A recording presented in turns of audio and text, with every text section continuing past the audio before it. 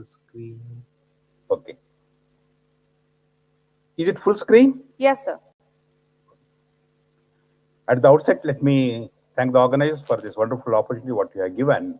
And I had prepared this for about 40 to 50 minutes presentation, but later realized it is only for about 12 to 30 minutes, 13 minutes. So I'm trying to condense as much as possible in the given possible time. So I may have to run a little faster on my slides. Greetings from Mysore, Karnataka, India, and at this conference which is going on fine, and let me congratulate you all. When we are trying to talk about psychiatric practice and challenges involved, there are plenty. The first important point is actually psychiatry as a branch itself, and many of the times one of the most neglected area in the practice of psychiatry is the sexual issues. So there are many things actually one need to keep it in mind why this is important. So what we will try to do is actually, as an introduction, we are all well aware that what Charles Darwin had mentioned, that we don't know much about sexuality. And even today, many books talk about our knowledge related to this particular field is limited. And when we are trying to talk about sexuality, very often we almost always confine ourselves to the understanding, it may be ED, PE in that particular fashion. But it is a very broad concept. What we need to keep it in mind, range of sexual behaviors, issues of sensuality, intimacy, reproductive and orientation problems. And to put it in very simple terms, see, for example, our ICD classification initially had all these disorders in psychiatry section, but now it has been separated.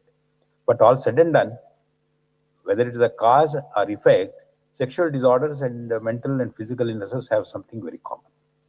Low self-esteem, interpersonal troubles, dissatisfaction, and low quality of life. And you take any of the disorders, like whether it is a depression, anxiety, or substance use, there's a strong correlation between these disorders. Many of the times, medications what we use exacerbate the whole issue. I'll come 1 minute later. Many times, people don't adhere to the treatment advised, and often leading to the relapse. This happens mainly because many of the times the issues related to sexuality are neglected by the doctors, and this is actually which leads to quite a bit of it. So the first challenge is, many of the times we don't ask questions. Advice is, you be proactive, ask questions. In fact, once you make a beginning, in fact, the people actually coming forward and answering the questions would be extremely high. And why we need to do this particular thing? Because range of morbidity, mortality is due to symptoms of illness, treatment side effects, and many things are part and parcel of this whole issue. It may be, again, the word initially what I used, cause, effect, that need to be kept in mind. The second challenge is, most patients do not present with sexual complaints. It is our job. There may be a person who might have come with specifically, say, something like ED. I still remember a long back study on sildenafil which we did in our department. Almost about 20% of the people, first time they were recognized to have what we basically call diabetes. We're also well aware now that it could be one of the earliest clue of many organic conditions, including coronary and other related these things is well established now. It may be a complication of many things. But the important point is, in one of the studies, what was documented is that 10% of the clients may initiate on their own.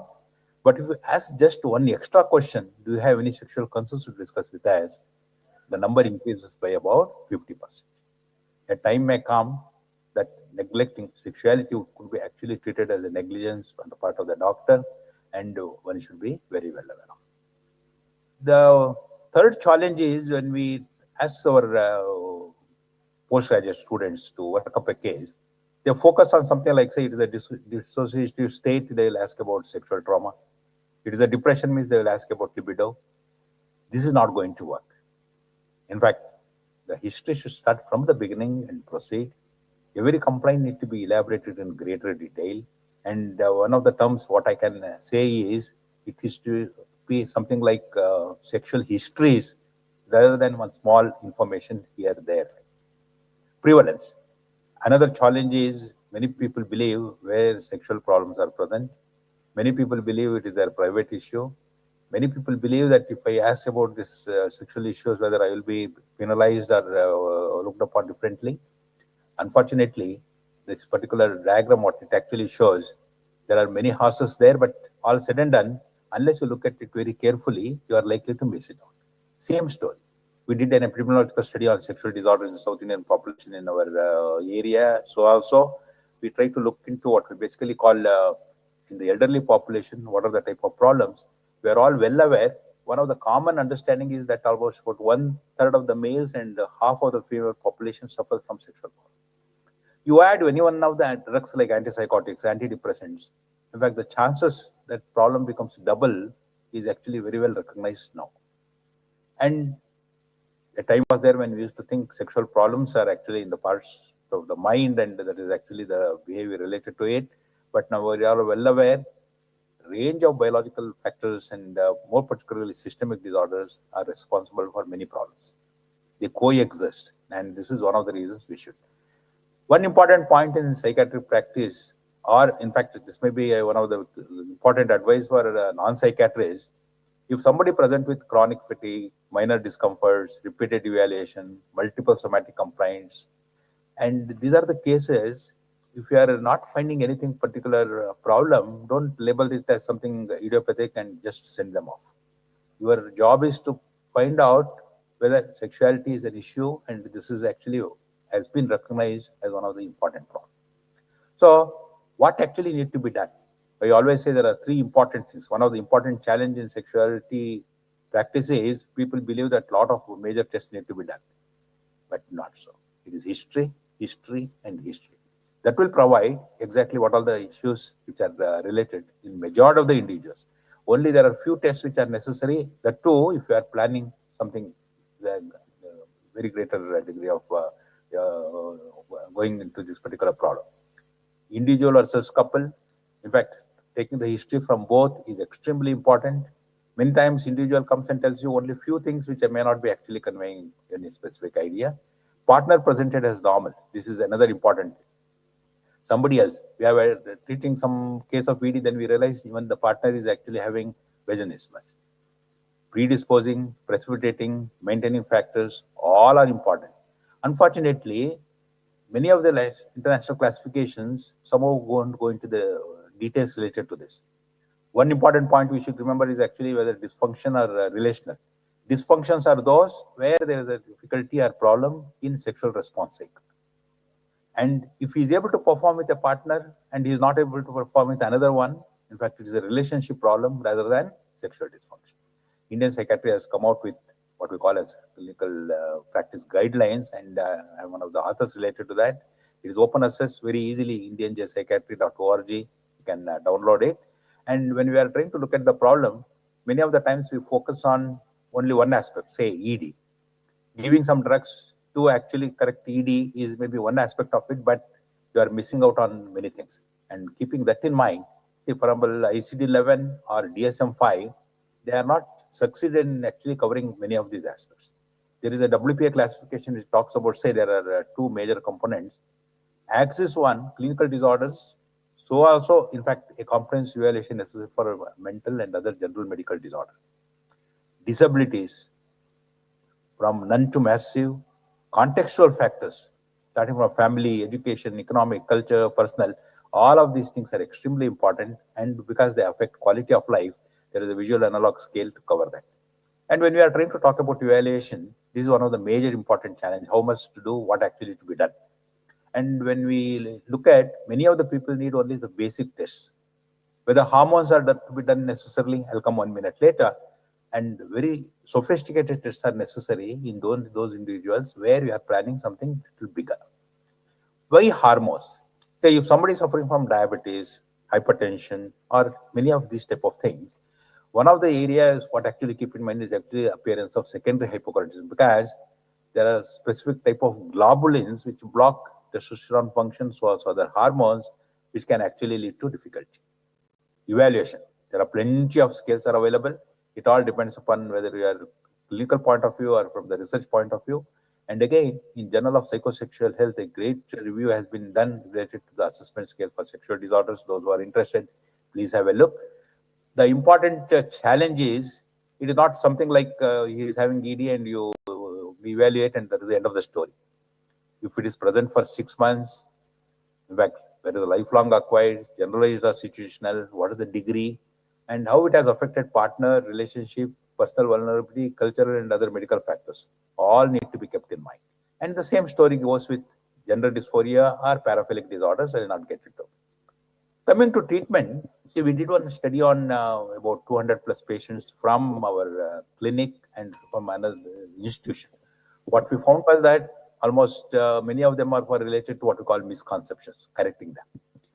Sophisticated, what we basically call the psychological sophistication, which tells us whether a detailed intensive therapy need to be planned or not. So there are a few common things. Remember, many people have ignorance, educate them. Cultural taboos by removing, and poor communication skills by teaching, and if a specific cause is present, how it can be removed. In case of man, all ED, for example, take example the prototype, they talk about use of PDE5 inhibitors. There is nothing like one is more important or the other one is less important, but all said and done, an a la carte method, reaching a maximum level, how you advise, all these points are extremely important to be kept in mind. They are very safe drugs. There are only relative contraindications, prolonged, long-standing, ultra-high dose of sildenafil not producing any problem. We have actually documented. One more challenge is whether other drugs can be used. Those which are centrally acting, those which act at a local level like sildenafil citrate, and the conditioners like testosterone. All of these things can be combined depending upon judicious. If comorbidities are present, must be treated. When you are trying to talk about specific psychiatric disorders, say psychotic disorders, almost all the areas it can affect, both qualitative and quantitative point of view. And one should almost keep it in mind, any of the phases of sexual response cycle like desire, arousal, orgasm can be affected. If desire is the major problem, say take an example in case of schizophrenia or in case of depression, the arousal and orgasms are bound to get affected. And for many of the disorders, sexual problems itself may be the one of the causative factor. So if we try to take a psychotic disorder, before initiating treatment itself, it could be present. With treatment initiation, escalation of the dose, all these type of things can produce problems. All dopamine drugs are quite effective and one can actually use them. And there is an inverse relationship with prolactin, and that's what actually we need to keep it in mind. Choose an antipsychotic which is actually less problematic, like say aripiprazole. Or mood disorders. Libido is actually one of the extremely common problem. Offline utilization of these things in premature ejaculation is not. And serotonin acts like a what called internal body's schizophrenia. Those which act at 5-HT1A are better actually. Paroxetine, a little higher dosage can produce ED because it acts like a nitric oxide synthase inhibitor. This is one of the diagrams which gives very clearly those drugs which are having less problems and those which actually produce more problems. And coming to the antidepressants, vilazodone and vortioxetine are supposed to be one of the most important drugs what one can think of. If there is associated what we call psychoactive substance use, that need to be corrected. Coming to female, one of the things actually has been found that it is actually primary inhibitory, that emotional satisfaction components never gets attended by what we basically call these PDE5 inhibitors. That need to be taken care of. There is a significant orgasm gap. We are all well aware that drive in case of male and female differs quite significantly. And what Rosemary Basson mentions, it is a circular model compared to what calls in case of male. Only about 1/3 of the females can reach sexual orgasm with sexual intercourse. But what we basically call, lot many things are necessary, and that's why the whole range of touch therapies are extremely useful. Flubanserin, bremelanotide, and the local use of drugs actually people have tried but may not be that effective. Whole range of treatment techniques are available for both male and in case of female. And keep it in mind, no man can be made a superman, superwoman. So premorbid sexual functioning as the base and all the other factors what we need to keep it in mind. Dysfunction cannot be treated in isolation. Individuals seen in the context of relationship, helping function optimally is our source and what we keep it in mind. If you try to look at some of the prescriptions, there will be plenty of drugs. Every drug what you are using there can produce problems. Keep it in mind that particular aspect. It applies to both psychiatrists and physicians, and try to see as minimum drugs are as possible to be given. IPS has come out with the IPS textbook of sexuality. Those who are interested. Sorry to interrupt you, sir. We are on the verge of our allotted slot. Okay. We publish a journal called Journal of Sexuality. It is an open access. Please do it. Thank you very, very much. Thank you, Professor, for your informative presentation. In the meantime, our honorable chair of this session, Professor Dr. Mohammad Mahbubur Rahman, has joined. Let's welcome him with a big round of applause. Now it's time for our second presentation. Now I'd like to call up on stage our second presenter, Professor Dr. Goran Urbanas, MD, PhD, FECSM, Department of Forensic Psychiatry, University Psychiatric Hospital, Vrapče, Zagreb, from Croatia. Let's welcome him with a big round of applause. Thank you very much, and good day to everybody. So I'm going to talk about the management of erectile dysfunction in psychiatry. And because I have only 12 minutes, I was thinking how to do it cleverly and shortly. So I will tell you 10 tips about how to deal with a patient with erectile dysfunction when he comes to see you. So tip number one is this guy really having ED? Because many patients who come to my office claim they have ED, but when we talk, we realize that these people do not satisfy the diagnosis for ED, because the diagnosis says that ED is diagnosed when a man has difficulties in reaching or sustaining erection in more than 75% of cases for longer than 6 months. And very often men come after 2 months period or having problems with erection in only 20 or 25% of cases. And then I tell them this WHO definition of ED and ask them, do you really have an ED? And then the person says, oh, according to your definition, I do not. And I tell them it's not my definition, it's the definition of WHO. So if a person does not have ED, the approach to the person should be different. We should normalize the process. But if the person has ED, then we treat the ED.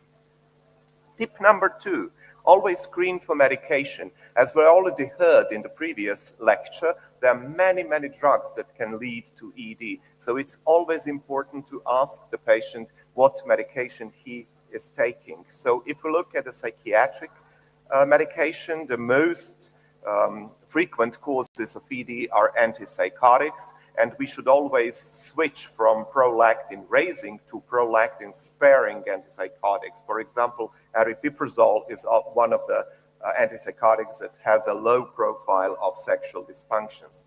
Also with mood stabilizers, with antidepressants, we have some that have lower frequency of sexual side effects like bupropion.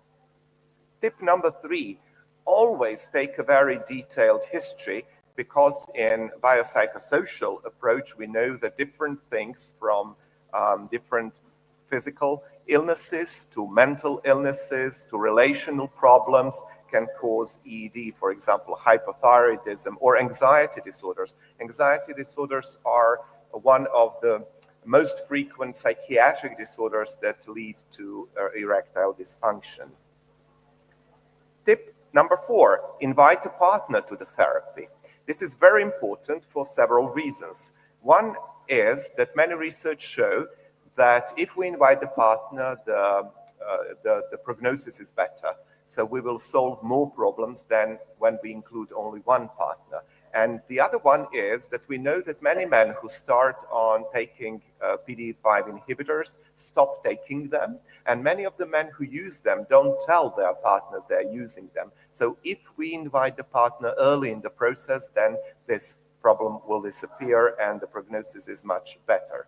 And also keep in mind that not all men are heterosexual. So in some languages, like my native language, which is Croatian, we always differentiate between male and female. So when I ask a person if he has a partner, you have to refer to the gender of the partner. So we need to involve both female and male forms, because if we have a man who is homosexual and we don't address this issue, he will be embarrassed to say it himself. Tip number 5, perform basic laboratory findings. And these are fasting glucose and hemoglobin. And because we know that one most important cause of ED is diabetes. So we should always screen for diabetes. Lipid levels, testosterone in the morning, and prolactin in the morning. The next tip, provide psychoeducation. So explain to the patient how ED develops. And then we have several non-pharmacological measures that can lead to bettering the ED, like losing weight. We know if the body mass index is above 30, then reducing body mass index in men is proved to be beneficial for erectile function. Then starting physical activity. All kinds of physical activities are good except three: driving a bike, riding a horse, and doing weight lifts, because these are not aerobic conditions, like in the third case, or in the first two, you press to the pudendal nerve, which can lead to damage of the nerve. So all the rest, all other physical activities are very good. And stop smoking. Smoking is also one of the causes of erectile dysfunction.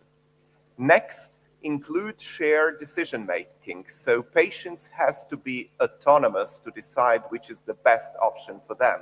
I usually tell my patients what are the possibilities. So there are many non-pharmacological methods. There are PDE5 inhibitors. They are intracavernosal injections. There are intraurethral gels. There are also prostheses. And some patients choose something that I think it's weird or too aggressive, but for them it's the best. So it's always important to listen to our patients and not to judge them from our own perspective and views. But we need to provide them enough information so that their decision is informed. The next tip is, so the first line is PDE5 inhibitors, either on demand, or we can use tadalafil 5 milligrams daily. But we should teach our patients how to use it, because many men think it will work the next moment they take the drug, which is not true, of course. We need at least 45 minutes for the maximum effect of the drug. Also, you need stimulation, because also many men believe when I take the pill, I will just get a firm erection without doing anything. That will not be the case. We should not use it with nitrates.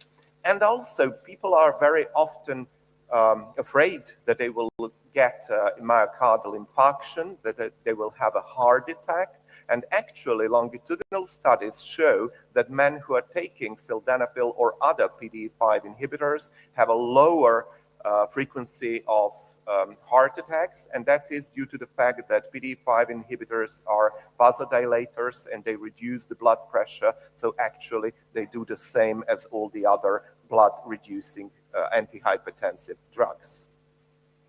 We should also use psychosexual interventions, primarily for the reduction of anxiety. Anxiety can be the cause of erectile dysfunction, but also anxiety is very often the factor that maintains the erectile dysfunction, because the person starts thinking, oh, I had this problem for the last 5 times when I attempted sex.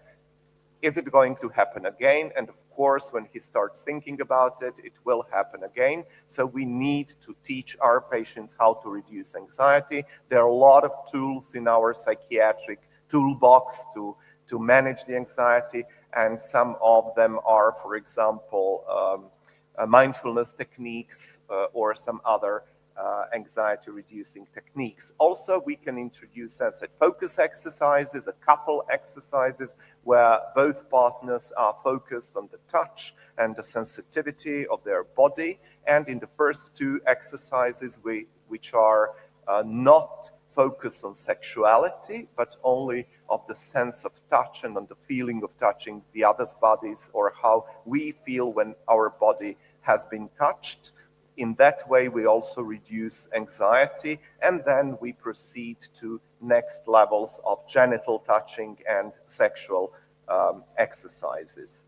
And the last tip There are other options for refractory cases, so there are vacuum erection devices, and these devices usually work with anybody who is alive. So if you have circulation, you will also manage to get erection. I once put this vacuum device on my finger, and my finger became bigger because all the blood was drawn to the finger. But the problem is when you remove the device, then usually the erection will disappear. So there is need to put a ring around the penis to keep the erection stay there. Intracavernosal injections are well known. Intraureteral gels are less aggressive, so people usually prefer it to intracavernosal injection. And there are also possibilities for prosthesis in cases where there are no other options. So thank you very much, and I'm looking forward to your questions later on.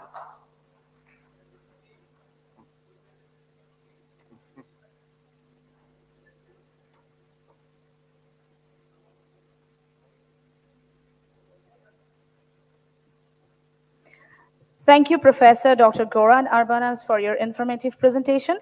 I think these 10 tips will help us dealing patients of erectile dysfunction in our daily life.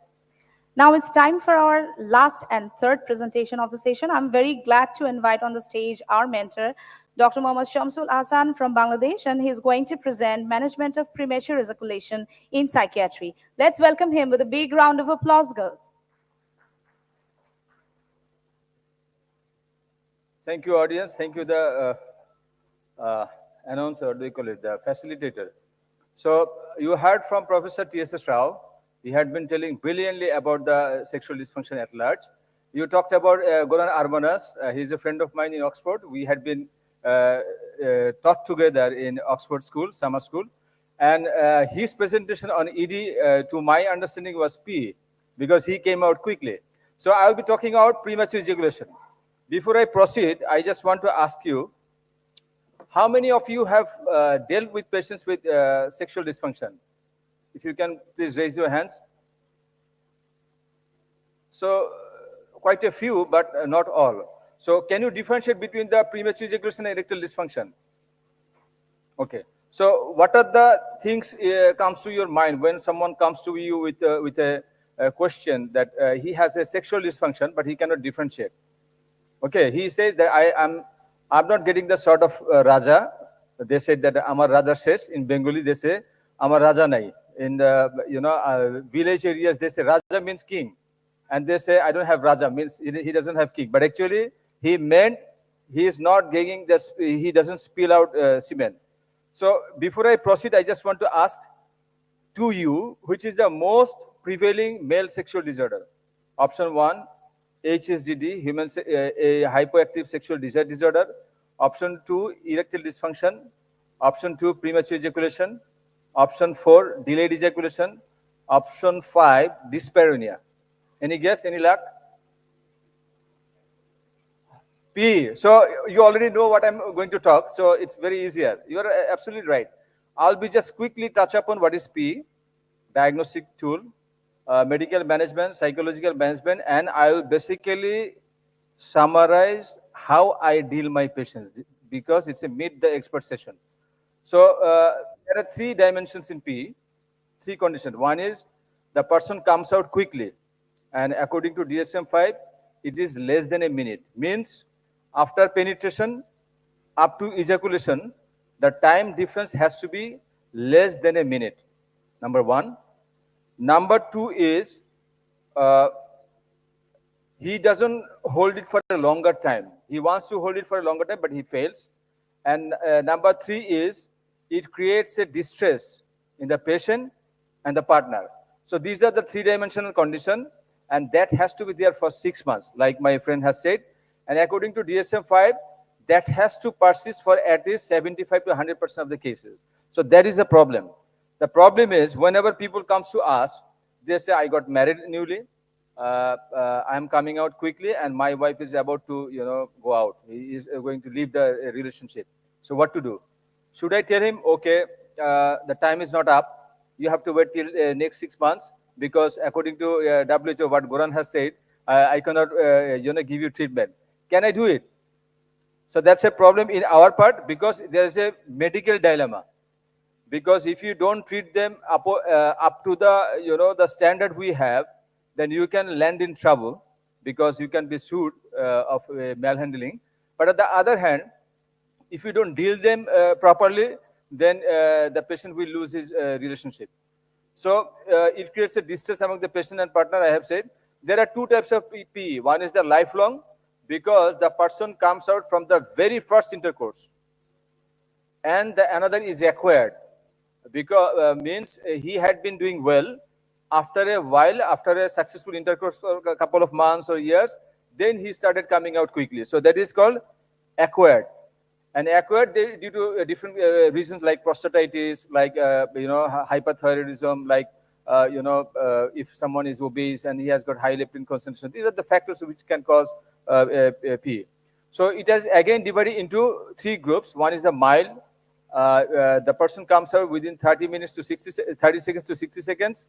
Moderate means 15 to 30 seconds, and severe means either he has got anteportal, he comes out with before penetration or within 15 seconds of intercourse. So I'm just seeing my timeline. I just want to say something about a case Vinay. A man, he came to me in his 30s. He got married for 7 months, and he's coming out within 30 seconds. So he had premarital sex. Before marriage, he had sex, and the result was same, because he comes out quickly even before the marriage, and he's coming out quickly even after the marriage. So what may be the possible diagnosis? Option A, erectile dysfunction psychogenic. Option 2, premature ejaculation lifelong. Option 3, premature ejaculation or PE acquired. Any guess? How many of you tell it is lifelong? How many of you think it is acquired? No one. So you all know. Fantastic.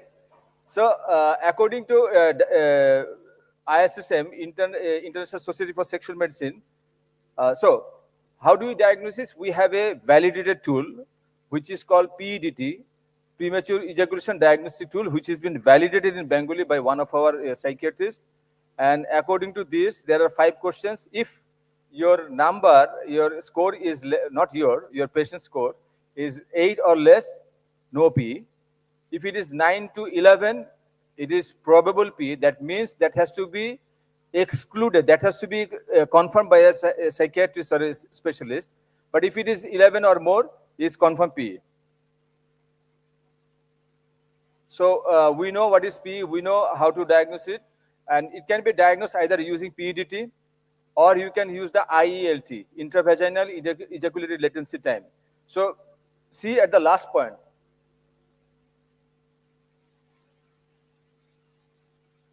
Okay. I don't know how to use it. Anyways, so the last line says that one should be aware the patients often misled by telling the consequence. Like আমি একটু just বাংলায় বলি, অনেক সময় রোগী এসে আমাদেরকে বলে যে ডাক্তার সাহেব আমার তো দাঁড়াচ্ছে না, এখন আমার, অথবা বলে যে আমার আগ্রহ নাই। তো আপনি যদি মনে করেন যে আগ্রহ নাই, তার পরীক্ষা করে, এবং পরীক্ষা করার পরে he lands in the second trouble, এবং পরীক্ষা করার পরে কি করে, আমরা কি টেস্ট দিই, টেস্টোস্টেরন দিই। তো টেস্টোস্টেরন আবার কিন্তু ম্যাক্সিমাম ল্যাবে ভুল করে, আইদার তারা রাতে দিচ্ছে অথবা মানে রিপোর্টে ভুল।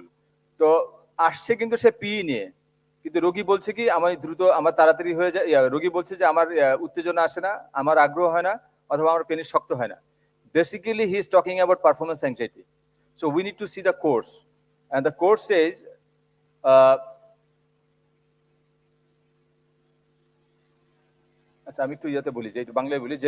the course says, when was the first time he had sex? For the first time.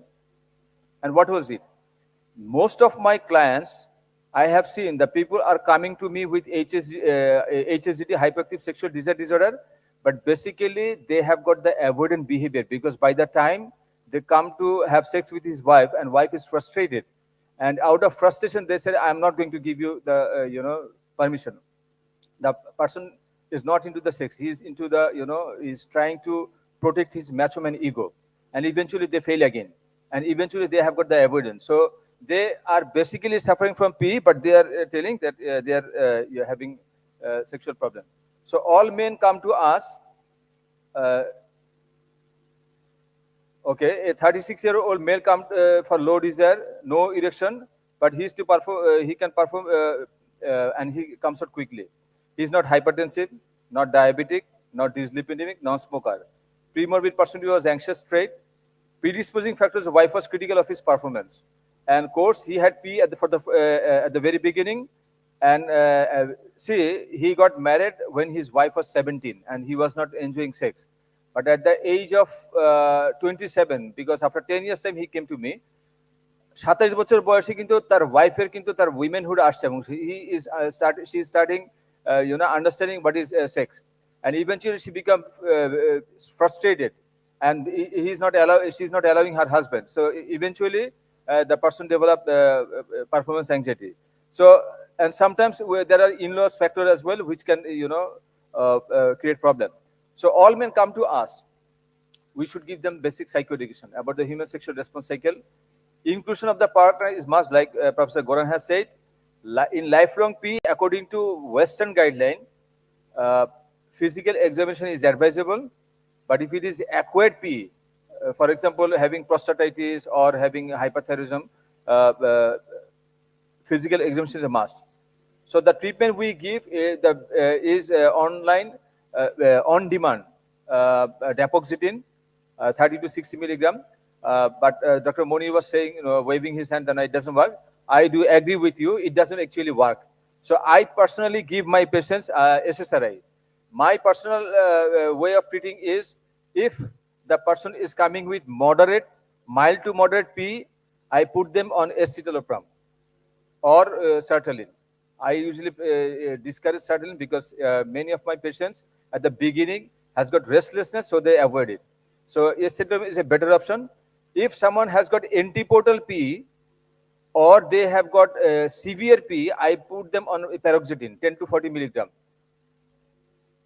And if that doesn't improve, you can give clofranil. So SASM has given a guideline. Oh, I don't have much time. So according to the guideline, any patients having premature ejaculation, because this part of the world, many of the patients may not have sex or prior exposure. So the South Asian Society for Sexual Medicine has advocated, if someone comes to you with coming out quickly with masturbation, or he has a partner and he's coming out quickly, we have to check whether the person has got associated ED. If they have got associated ED, I'll tell later, but if the person has got P but no ED, we put them either on dapazoxetine 30 milligram. If it doesn't work, we give 60 milligram. And if it works, we continue.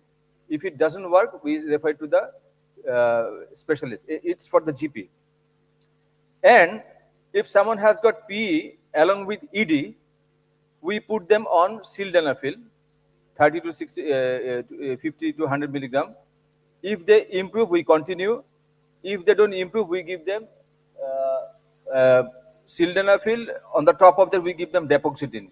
If it improves, we continue. If it doesn't improve, we don't continue. That is the SASM guideline. But unfortunately, I was missing there. In 2019, I could not go to Bangalore. I should have protested, but I have my own way of dealing my patients. It's not a guideline, but it's my personal experience, since it's a meet the expert session. Sorry. So whenever anyone comes to me, I try to see whether they have got anxiety trait. If they have got anxiety trait, I put them on daily SSRI. If they have got antiportal or severe P, I put them on paroxetine. If they come with mild to moderate P, I put them on escitalopram or sertraline. If he has got associated P along with ED, I put them on daily tadalafil dose. The reason I put tadalafil, because tadalafil has give you a wider option. It works for 36 hours. So if someone has got performance anxiety, he will still have erection if if you can get SSRI along with tadalafil. And if it doesn't work, I can switch to sildenafil. If it doesn't work, I tell them to sex therapy, refer to sex therapy. If someone comes to me with hypersensitive penile skin, how I know it? Because if there is a penile skin dysfunction, so he will say, I can do foreplay for hours, for 10 to 15 minutes, but whenever I go inside, I come out quickly. If the patient has got this sort of problem, I give them lidocaine-pilocaine combination. Once they get lidocaine-pilocaine combination along with SSRI, they get better over time. If they don't get improvement, I put them on sex therapy, and if it doesn't, I refer them the patient. What if someone comes with P and bipolar disorder? I cannot give them a daily SSRI because it will trigger the mania. So in that case, I give either dapagliflozin or I can give a cream. If doesn't improve, I send him the patient. So since it's not, I don't have time, I'm just switching. I am just telling one thing, the pre-seed model, probably Professor TSSO has been told. Pre-seed model is good for someone who is not expert in sex therapy. And pre-seed stands for permission, limited information, specific suggestion, and intensive therapy. So the first two part can be given by the nurses and social worker, but you can give specific suggestion like stop and start technique and squeeze technique. And if it doesn't work, you have to give intensive therapy and you have to refer to the sex therapist. I'm stopping here. Thank you all, and thanks for patient hearing.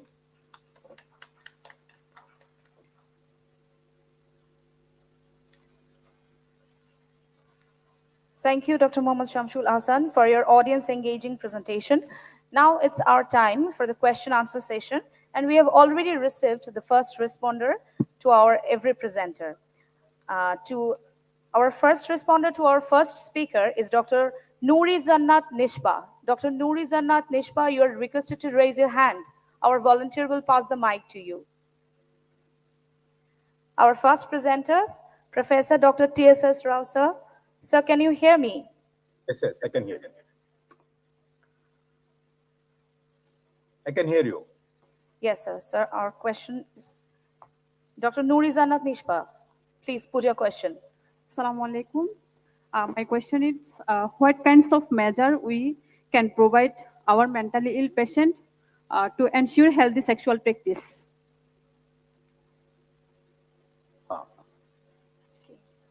Of course, it is a very broad area what you are talking. As we were trying to talk about, there's something like a psychotic disorder, depression, or we are talking about some simple anxiety disorder, another individual presenting with personality disorder.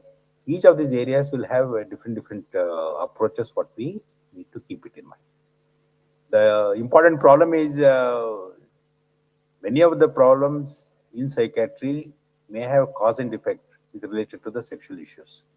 So properly elaborate and come to the conclusion, and as one of the speaker was mentioning, the tips, making a proper diagnosis and a proper elaboration of the complaint, that will give the proper answer how one can actually proceed. The message what only I can give at this particular juncture very briefly is don't neglect the sexual issues, talk to them. And one of the important points, talk to the relatives. That means most particularly the wife, who can give you a lot of information related to the individual. What man is telling and what woman is telling, there may be a wide range of differences possible. Third one, just having an erection or maybe the early ejaculation doesn't actually mean the couple are happy. That emotional satisfaction and such other aspects are extremely important. Even that also need to be kept in mind. Thank you, sir. Our next question to our second presenter, Professor Dr. Goran Arbanas, is going to put by Dr. Nafiz Imtiaz Alam. Dr. Nafiz Imtiaz Alam, please raise your hand to have the mic. Okay, the question answer session is open for all the audience. Any of you want to put a question? Thank you.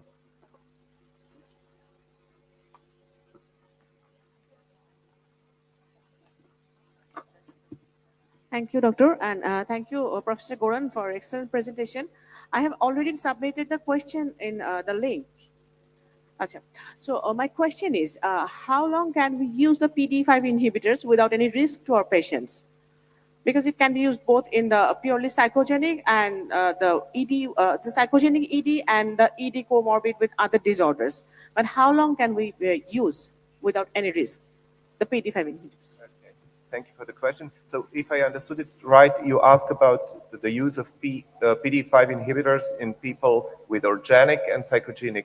Yes, Yeah. in both Okay. the cases. We can use it in both, but we use it differently actually. With psychological erectile dysfunction, I usually suggest my patients to take it for 3 or 4 or 5 times and then to try to reduce it and be without it. And usually when they see that everything is working, that their erection is firm, then they have a lesser degree of anxiety and they have higher self-esteem and they don't need it anymore. For people with different organic diseases, usually we need higher doses. So the dosages are for 25 to 100 milligrams of sildenafil, for example. So for the people, for men with the diabetes, I would start with 50 milligrams, and with psychological ED, I would start with 25 milligrams. Also, we need to take into account body mass. So in Croatia, people are much heavier than here. We have a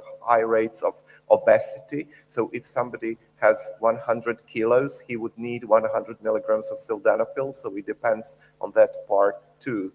Yeah. Okay, then how long? For how long? For how long? Oh, so in psychological PE, for only a few times, and for other diseases, for lifelong. It can So be used forever. lifelong.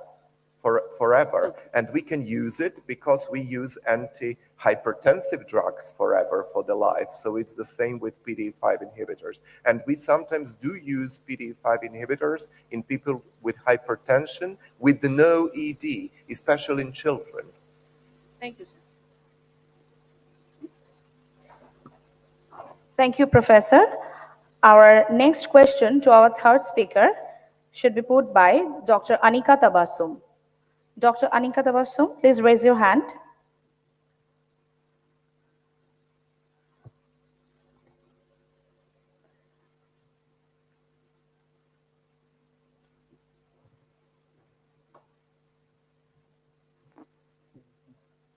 Assalamu alaikum. I'm Dr. Anika Tabassum.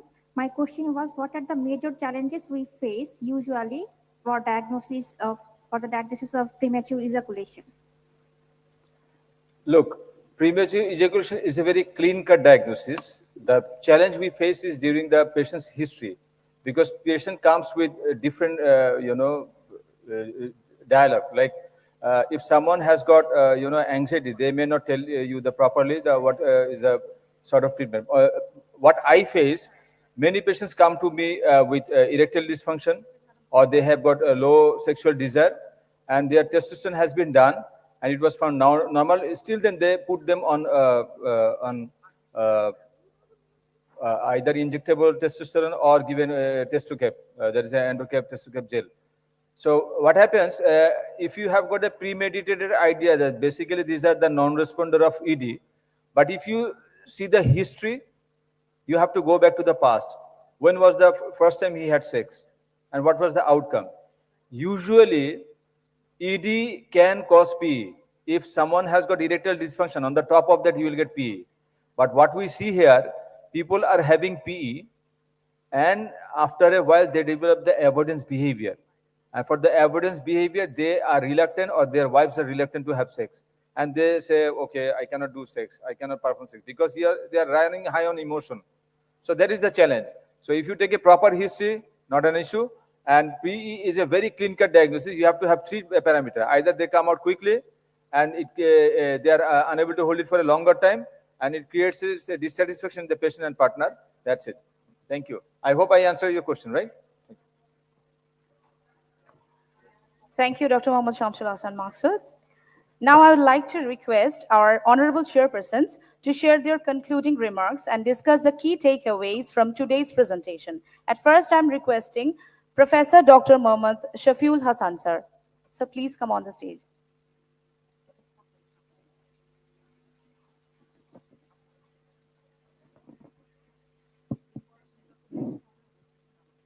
Honorable speakers, distinguished participants from home and abroad, good afternoon. It's a very important chapter, today's presentation by the 3 presentators very brilliant presentation by Human Abroad speakers. I must thank the speakers for their nice presentation. You know that sex is one of the important biological symptoms which is really ignored by the people as well as by the non-psychiatric physician and specialists. So far I know social stigma, illiteracy, and lack of education about the sex is one of the important factors for understanding the sexual function and differentiate with the sexual dysfunction. Our first speaker, Professor Rao, he mentioned about the challenges of management. He said about the self-esteem, diminished self-esteem, interpersonal troubles regarding the sexual functioning, and general health issue is also important. So he rightly mentioned about the factors which are very much challenging for management of this sexual dysfunction. He also mentioned of the biopsychosocial factors. We, the people, always think about the medication, that means the biological management. People generally say, give me some medicine for the disease. So he rightly mentioned about this biopsychosocial model, which is very important for challenging the treatment of sexual dysfunction. Our second speaker is a very brilliant Professor Goran Arbanas from Croatia. He mentioned about the management of erectile dysfunction. Particularly, he mentioned about the role of prolactin, which is increased during medication in psychiatric disorders, particularly antipsychotic medication. He said about the to use the prolactin diminishing medication to improve the sexual dysfunction, particularly erectile dysfunction. He also mentioned about the partnership therapy, which is very important. We usually talk to the patient avoiding the partner. So during the management of erectile dysfunction, both partners should be counseled properly for proper management of the erectile dysfunction. Our honorable speaker from home, Professor Maksud, he mentioned detail about the erectile male sexual disorders regarding the diagnosis, objectives, and about the scoring. He rightly mentioned about the diagnosis in details. So we are really benefited by the points of diagnosis for the male sexual disorders particularly. He mentioned also about the objective of sexual disorders. And then he mentioned properly about the psychogenic dysfunction, which is very important in the management of sexual dysfunction. He said about the psychogenic lifelong erectile dysfunction and also acquired one. And he also mentioned about the scoring in details, which will be benefited for our audience. And one of the important issues he mentioned is the performance anxiety, which is very much common in our Asian countries. So he mentioned about the psychosocial education to avoid these sort of factors. We usually, what in my view, regarding sexual dysfunction, is really challenging for the psychiatrists. As we know, from 2010, it is noticed to the psychiatrists. But due to social stigma, people does not know that they should come to the psychiatrist to talk about the sexual dysfunction and the management. They usually go to particularly to the dermatologist and other traditional healers. To avoid the people, for the benefit of the patient, we must avoid the people about the social stigma, about the identification of the disease and scientific management of the treatment. So I think today's this session is very important for our psychiatrists. It's challenging for the psychiatrists for proper management of the sexual dysfunction. So I must thank the organizers for inviting me in this session. Thank you very much. Thank you, sir. Now I would like to request our another chairperson, Professor Dr. Mohammad Mahbubur Rahman. Thank you. Distinguished speakers from this session, our respected teachers and colleagues. First of all, I like to thank Professor T.S.S. Rao. He brilliantly present the challenges of management of sexual dysfunction in psychiatry. He emphasizes the taking the history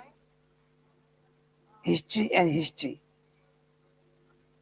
because in our country and in Southeast region, we have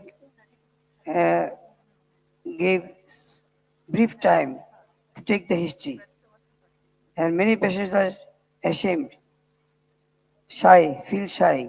They cannot give the history about the sexual dysfunction. So he emphasizes on it, and also our standard assessment of availability of assessment of standardized tools and other stigma reduces the challenges in the management of sexual dysfunction. So we have to learn many things from the presentation of Professor T.S. Rao. And our next speaker was Professor Goran Urbanas. He next presented the hereditary dysfunction in psychiatry. And in psychiatry, we know that she mentioned that medication-related erectile dysfunction and their causes, especially Professor Shafiul Hassan already mentioned that the prolactin level, the role of prolactin level in the erectile dysfunction, and other psychosocial factors like depression, anxiety, performance anxiety, and stress-related issues causes the erectile dysfunction. And our third presenter, Professor Dr. Mohammad Samsul Hassan Maksud, nicely present the management of premature ejaculation and stated the pharmacological management of erectile dysfunction in algorithm ways. So I thanks all three participants from home and abroad for their brilliant presentation. Thank you. Thank you, sir, for your valuable remarks. Now it's time to present a token of appreciation to our speakers. I would like to invite our speakers to receive the token of appreciation. At first, I'm inviting Professor Dr. Goran Urbanas from Croatia.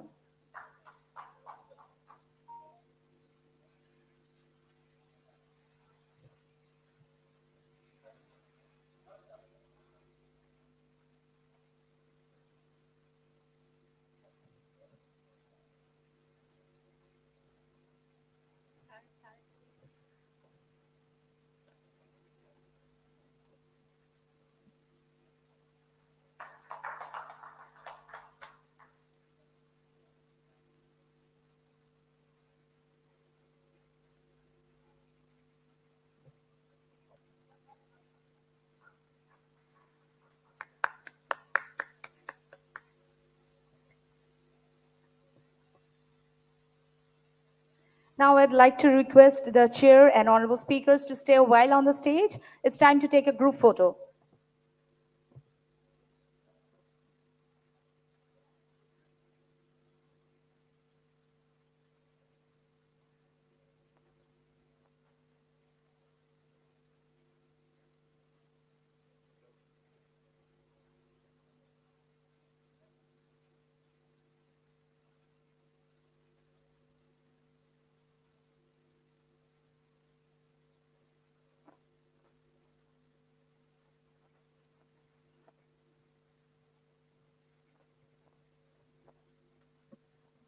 Thank you everyone for your vibrant participation. This brings us to the end of the session. Our next session, the oral presentation 2A, will begin in this hall within a few minutes.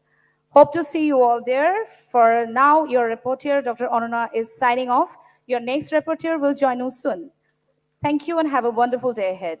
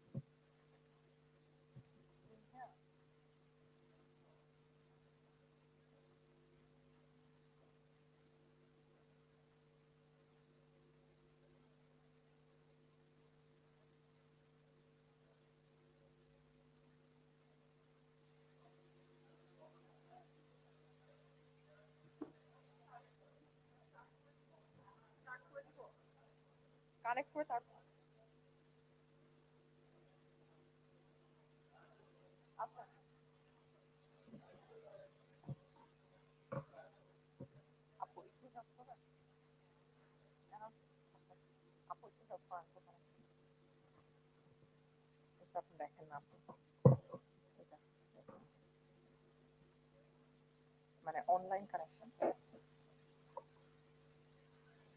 Start করে ফেলে হ্যাঁ Assalamu alaikum. Good afternoon, distinguished delegates, respected professor and honored guests. On behalf of the organizing committee, I warmly welcome you all to the oral presentation session taking place here in Ballroom 1. I'm Dr. Ishrat Jahan, and I have a privilege of serving as the rapporteur for this hour-long session.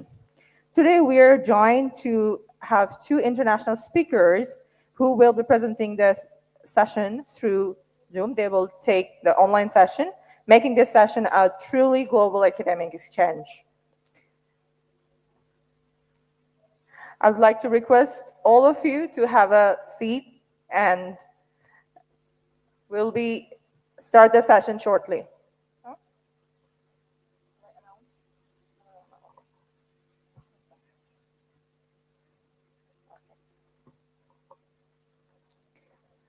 In this session, we are honored to have two esteemed chairpersons presenting over this session. Our first chairperson is Professor Dr. Mohammad Wazil Alam Chaudhary Sir, who is an eminent leader in Bangladeshi psychiatric with major contributions to clinical services, medical education, and national mental health policy. He has served in the key academic and administrative position and continues to guide psychiatric training and service development across the country. I would like to invite Professor Dr. Mohammad Wazil Alam Chaudhary Sir to have the seat for this session. And for the audience, please have a big round of applause for Professor Dr. Mohammad Wazil Alam Chaudhary Sir.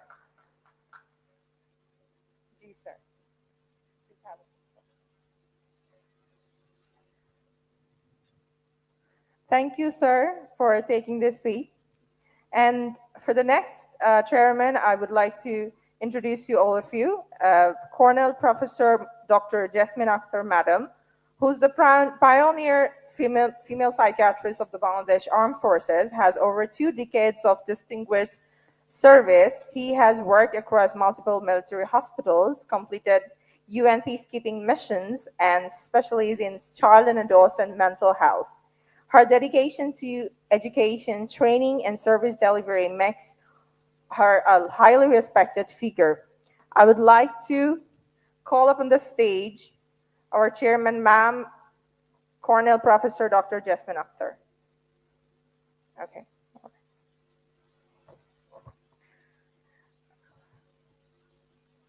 In this session, highlights 2 important areas of contemporary psychiatry. The first presentation focuses on the neuromodulation, particularly the clinical application of repetitive transcranial magnetic stimulation, which has become increasingly relevant in the treatment of resistant psychiatry condition. The second presentation explores mental health challenges among university students especially psychoactive substance use and attention-related difficulties. Together, these talks combine technological advances with population-based insight. Our first online presenter, Dr. Klaus Mathiesen. He's our first speaker joining us live from Denmark. He's an accomplished neuroscientist with extensive expertise in neuromodulation and clinical neuroscience. He currently serves as the application scientist at MagVenture, where he contributes to research, clinical training, and development of neurostimulation system. Today, his topic is repetitive transcranial magnetic stimulation. His presentation will explore the mechanisms, therapeutic potential, and clinical evidence supporting RTMS in psychiatric practice. Dr. Klaus Mathiesen, we welcome you. And this session will continue for 30 minutes, and we're connecting him through Zoom session. Thank you.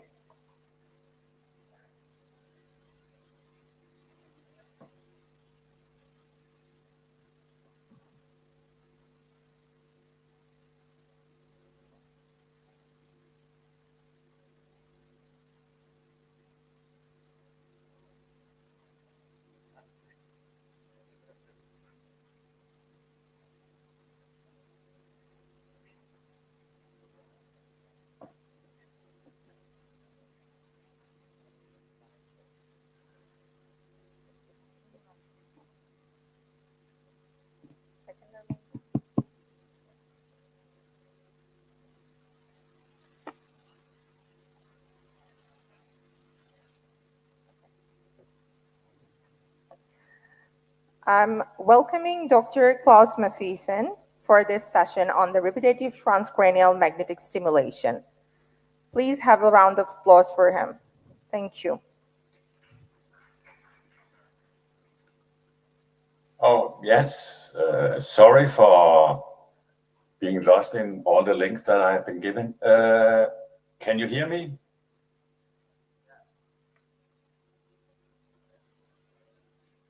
There was no one who replied. Can you hear me? Yes, we can hear you. Good. Okay. Thank you for inviting me, and I thank Unitrade for allowing me to participate. I want to talk about TMS therapy in psychiatry. We were a little bit delayed, so I will jump further. So just a little quick note. My take-home message is that the patient can be targeted by both left and right dorsolateral prefrontal cortex stimulation, and there are emerging treatment for depression, indicating that more session is really beneficial, and this can be obtained by accelerated stimulation. And new results are indicating that we can boost dramatically the remission by doing pre-treatment with D-cycloserine and lisdexamfetamine. And also, I want to just touch on OCD and also addiction.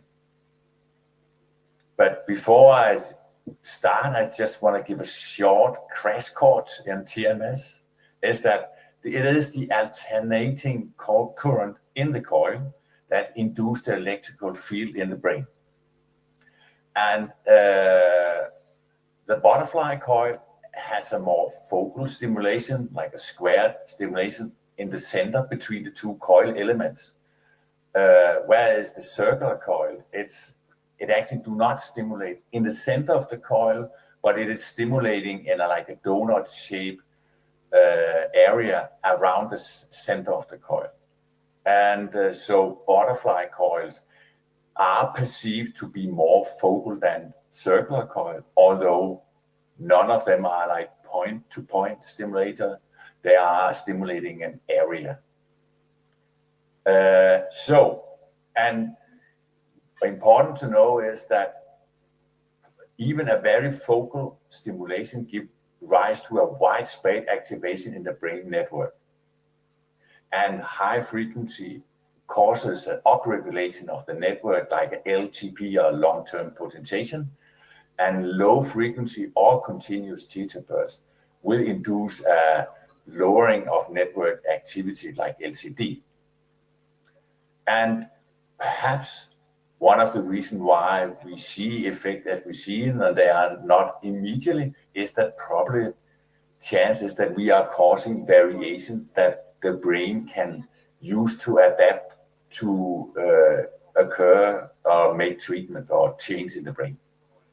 So the mode of action of TMS, transcranial magnetic stimulation, is neuroplasticity. So that was the crash course. So we have 4 different approvals. And if we go into the major one, that is depression, 1/3 of remission, half of them are responding. Obsessive compulsive disorder, 1/3 is responding. Psychoactive substance use disorder or simply just addiction, 1/3 has effect of the treatment. And in pain relief, you can obtain up to 87% and respond with magnetic peripheral stimulation. So, but I want to focus on the psychiatry component here. So when we treat with TMS, we do that because we have patients that are treatment resistant. The graph to the right show the remission rate with the successions of treatment steps from 1 to 4. First be a SSRI. The next step is a serotonin noradrenaline reuptake inhibitor or noradrenaline dopamine. And the other one, the next is a tricyclic antidepressant or a combination. All studies done with TMS has been done after they have failed at least 2 treatments. So it is the alternative step number 3. So what we have with TMS is that we have our target, classically the left dorsolateral prefrontal cortex. We have our coil, we have our magnetic inducting field that activate the area. And we see that we have approximately 1/3 responding with remission after a high frequency left dorsolateral prefrontal cortex. So the question is, are we satisfied? With the standard protocols, the standard protocol is like 10 hertz protocol on the left dorsolateral or theta burst, also more detailed called the intermittent theta burst. And we have on the right side a 1 hertz protocol, also having effect on depression as well as comorbid anxiety, and that includes all 3 protocols. So we have this efficacy, approximately 1/2 is having reduction, 50%, and 1/3 having remission. But can we optimize that?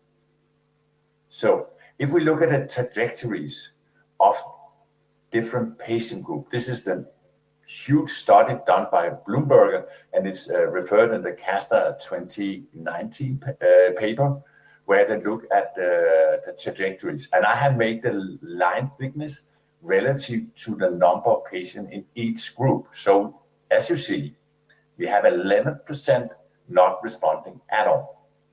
We have an orange group, which is fast reduction, reduced in symptoms.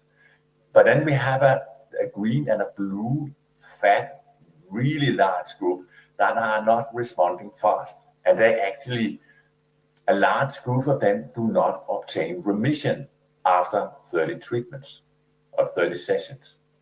So this really indicates that could we do more sessions? So this has actually been done in another type of trial. This is the accelerated study from Stanford, the same study where they did intermittent, it's actually a prolonged intermittent theta burst. So it takes, instead of 3 minutes, it takes 9 minutes. And they do, instead of treating 1 day, Monday to 1 time a day, Monday to Friday, they are treating Monday to Friday, but 10 sessions per day. So they are increasing the number of pulses in each session and the number of sessions per day. And this has really been, and I have to add that they are also using a 3 Tesla resting state scanning to see if they can optimize the position in the brain. And then response are quite remarkable, especially based on the way they write in the paper that they have up to 80 or 85% peak remission at any given time point. Peak remission at any given time point, and that is actually not a term that we use normally in psychiatry regarding remission. That's a little bit like saying, oh, have I had a happy day during the last half year? Then I am regarded happy. That's not how we do it in science, but they were able to. But if you go into the supplementary material, you see that the remission rate for the 5 weeks that they are studying varies between 53 and 42%. So it is an improvement of remission. And if they are treating a group predominantly male that normally do not respond well, so they are getting some really good and interesting results. And we have to remind that this is a small study, but with this really indicate that there is something good in this. So the predictors of repetitive TMS success is that, of course, if you can treat people when they are not so depressed, that will be good. If they have failed less antidepressant, that will also be nice. Usually that is not possible, and if they are still in a high cognitive function, that's also positive, and they are in an employment, that's really good. So start as early as possible. But these studies indicate that we need to increase the number of treatment sessions and at least continue until full effect and stabilized effect is obtained, and also apply maintenance in order to avoid relapse. So really indicating that 15 sessions is better than 25 or 30. And this can be obtained by doing multiple sessions per day. So that is one way of going into like having an effect. The other is that could we modify our brain so it's more receptive for TMS? And this is a group from the McGill University in Montreal in Dr. Canada. Klaus Massisen, sorry to interrupt Yeah. you. Are you sharing any slides or PowerPoint presentation? Because we are unable to see. That is, if you cannot see anything. No. Yes, I was supposed to share a lot of. Okay, could you please share your screen with us, because we are unable to see any screen. Okay, any presentation. Okay. Oh, thank you for saying that. Okay, it's all right. It's all right. Okay. So hopefully you had a good sleep. Let me see. I'm not familiar with Zoom, and I have to find the right version. I have this one. Oh, now it opens this one. Could you please check your screen? There is a green button on the upward arrow in the corner. Yes, but Yes, the chance is written that I want to share screen. Yes. Because I actually picked screen number 2, and it's I should press Yes. There's a share option in the green upward button. Yes. Yes. Now we can see. Can you please make it Now big? now I share not. Yes. Whoop, now it shares something. Can you else. make the full screen, please? Full Yes. screen. Yes. This is not Yes, because I'm yes. sharing the wrong Thank one. you so much. Yes. Now we are able to see. Please carry on. Okay. Thank you. Okay. Okay. We continue as nothing happened, and so we are. I know we are extremely pressed on time, and at least I am. So I just want to say that data here shows that we need to do more sessions, that we need to work more with sessions, and that is why doing multiple sessions per day is beneficial.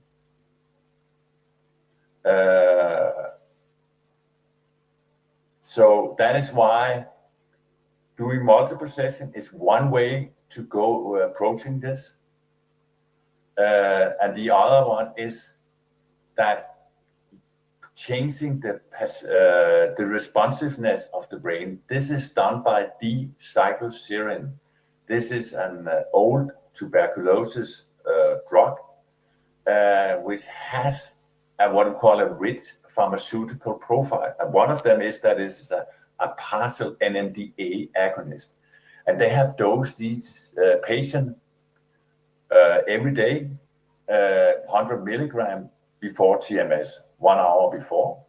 And what they've shown is that they are doubling the remission rate and also the response rate by applying D-cycloserine.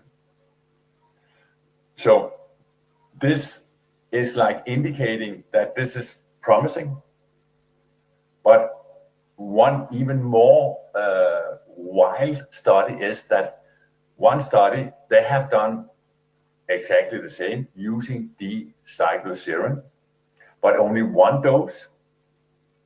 And then they are adding lisdexamfetamine, which is a monoamine reuptake inhibitor. Also one dose, 1 day, and then followed by 20 sessions of intermittent theta burst, 3 minutes version on the left dorsolateral prefrontal cortex using the BMF3 method. And what they see is extraordinary. It's actually that the dark blue, that's at the beginning, and gradually the light blue is the remission, and they are obtaining after 12 weeks with 1 day of treatment. It did get 20 sessions, up to 80% remission. Of course, this is a single study, but it is really some of the most remarkable results I have seen in my lifetime working with TMS. So I'm really fascinated by this, and I know that this, together with just using the D-cycloserine, is encouraging other people to do and try out to do this with these treatment-resistant patients. So I think there's hope in the future. Of course, this has to be reproduced. So, of course, the takeaway message is, yes, more treatment is good. Pre-treatment really seems to increase efficacy, but it's not approved yet. And but it's something we have to have in mind. So going to obsessive compulsive disorder. This is a classical treatment where you do a pre-stress provocation, then you use a 20 Hertz protocol stimulation, and then you do that for 6 weeks. So the requirement for doing this is that you need to, as an operator, need to have a certain level of empathy, confrontability, or able to confront people, and you need to always evaluate the patient's daily shape, form, and you need to have a pre-interview of the patient. And you need to find a level where they're not completely freaked out, but they are like just stressed. And I must note here, OCD patient coming into an unfamiliar environment, as in the clinic, usually they are quite stressed. And actually, a lot of our patients do not come, although they would like to come, because they cannot handle that of going out of the door. So we have this example of stressors. This could be like changing order, provocation, like they forgot to lock the door, or they are example of cleanness, making something dirty. And then the protocol, classical 20 Hertz protocol. And we are setting the intensity based on the leg motor threshold area. And we are positioning our coil halfway between the vertex and the inion at the 25% position, which will allow us to target the entire dorsal medial prefrontal cortex. So results quite well. More than 1/3 is responding, and with at least 30% effect. And so the answer is, can we use other coils like the Cool DB80? Yes, you could actually use the Cool B70 or MCF B70 coil. And you could, in theory, use the Cool B65 coil, which is a smaller coil. But as you see, the machine, so you see that the maximal output power for the small coil is 83, and for larger coil 70, and for the biggest coil 53. So smaller coil, you need more power from the stimulator, but you will actually stimulate the same area, although there's difference in the size of the coil.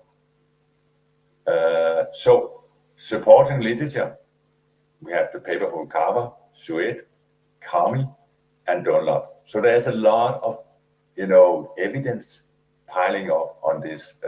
That's good. Then I want just touch upon the last topic, that is psychoactive substance use disorder or addiction. This is for cocaine, methylxanthines, amphetamine-like substances like methylamphetamine, methylphenidate, fenfluramine, and methylene deoxymethamphetamine, or MDMA. So classically, this is a treatment 15 Hertz on the left dorsolateral prefrontal cortex at 100% of hand motor threshold. You're stimulating, and you're stimulating twice per day with a counseling session in between. You do that every day for the first week, and then one day per week, 2 sessions in the following days. So, of course, you can use both the Cool B65 and the Cool B70, as well as the Cool DB80, because they will hit the same area when they are calibrated to the hand area. So this is the data showing that you get a prolonged long-term effect on relapse by the treatment. So the evidence based on this that led to the approval, Terrano, Poderoso, Madeo, and Lolly from 21. And Cardula from 21 also. And for some region, people are also having problem with alcohol use disorder. This is not in every country, but at least in the Western country where we come from, alcohol use disorder is actually a factor and a problem in our area. So here they are stimulating frontal pole, FP1, and they are using actually a really aggressive continuous teacher burst protocol. But what they show is that the enrollment, when they have the intermittent active stimulation, they kept being enrolled and being willing to be participants. The sobriety, or like keeping away from alcohol, is improved, and also the compulsive drinking in those who got active treatment is improved. So that was by stimulating them or inhibiting the compulsive part of addiction. Another group working with alcohol use disorder simply are stimulating the left dorsolateral, where you're working more with impulse control, but not going to the fridge and take a beer, and there they also see a beneficial effect. And I would just want to end my session just showing that you can position your brain in different areas like left dorsolateral, right dorsolateral, dorsomedial, temporal parietal if you are working with auditory hallucination, like the Plenia paper just came out this year. You could target the supplemental motor area, like right orbitofrontal area for some of the special type of depressed people, primary motor cortex, and the leg area, simply by placing and using tools to visualize your position. So I don't want to go too much into the details of the different protocols in the case of time, and I just want to summarize the effect of our treatments. And the take-home message is that, yes, depression can be treated both by left and right dorsolateral prefrontal cortex. And there is actually studies showing, especially in late life depression, that you have beneficial effect of doing both a left and right treatment. Some of the emergent treatment is to do more treatment accelerated and boosting the remission by D-cycloserine and the lisdexamfetamine. And OCD, yes, it can be targeted with a dorsomedial prefrontal cortex stimulation together with some pre-stress. And addiction can be targeted by left dorsolateral and counseling as well. Some of the studies are showing that some of the compulsive part of addiction can be targeted by hitting other areas. So I want to say thank you and sorry for not showing my slides. And I hope you had a good enjoyment of my voice as lead. And I also want to thank Unitrade Multi, which is actually present. And I'm just here in Denmark in the frozen climate.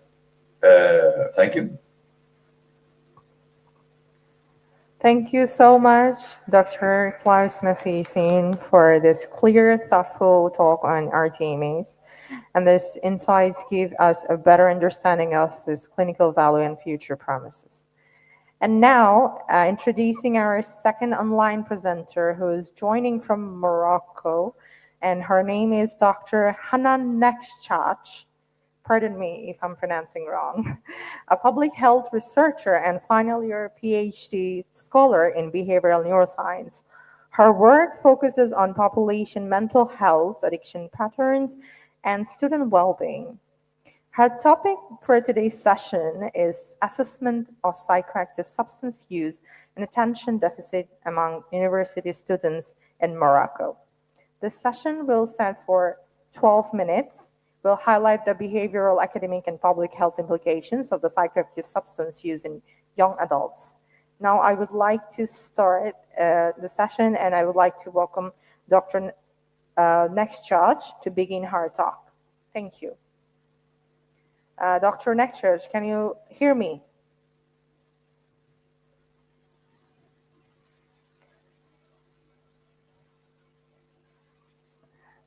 Dr. Hanan Nekshach. Hello, everyone. Hello. Can you hear me? Yes, we can hear you. Okay. I'm trying to. Okay.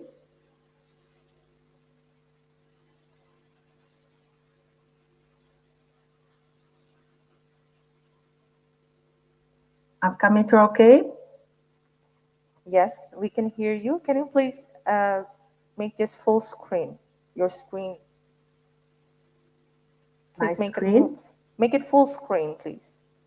Okay. Yes. Full screen. So, okay.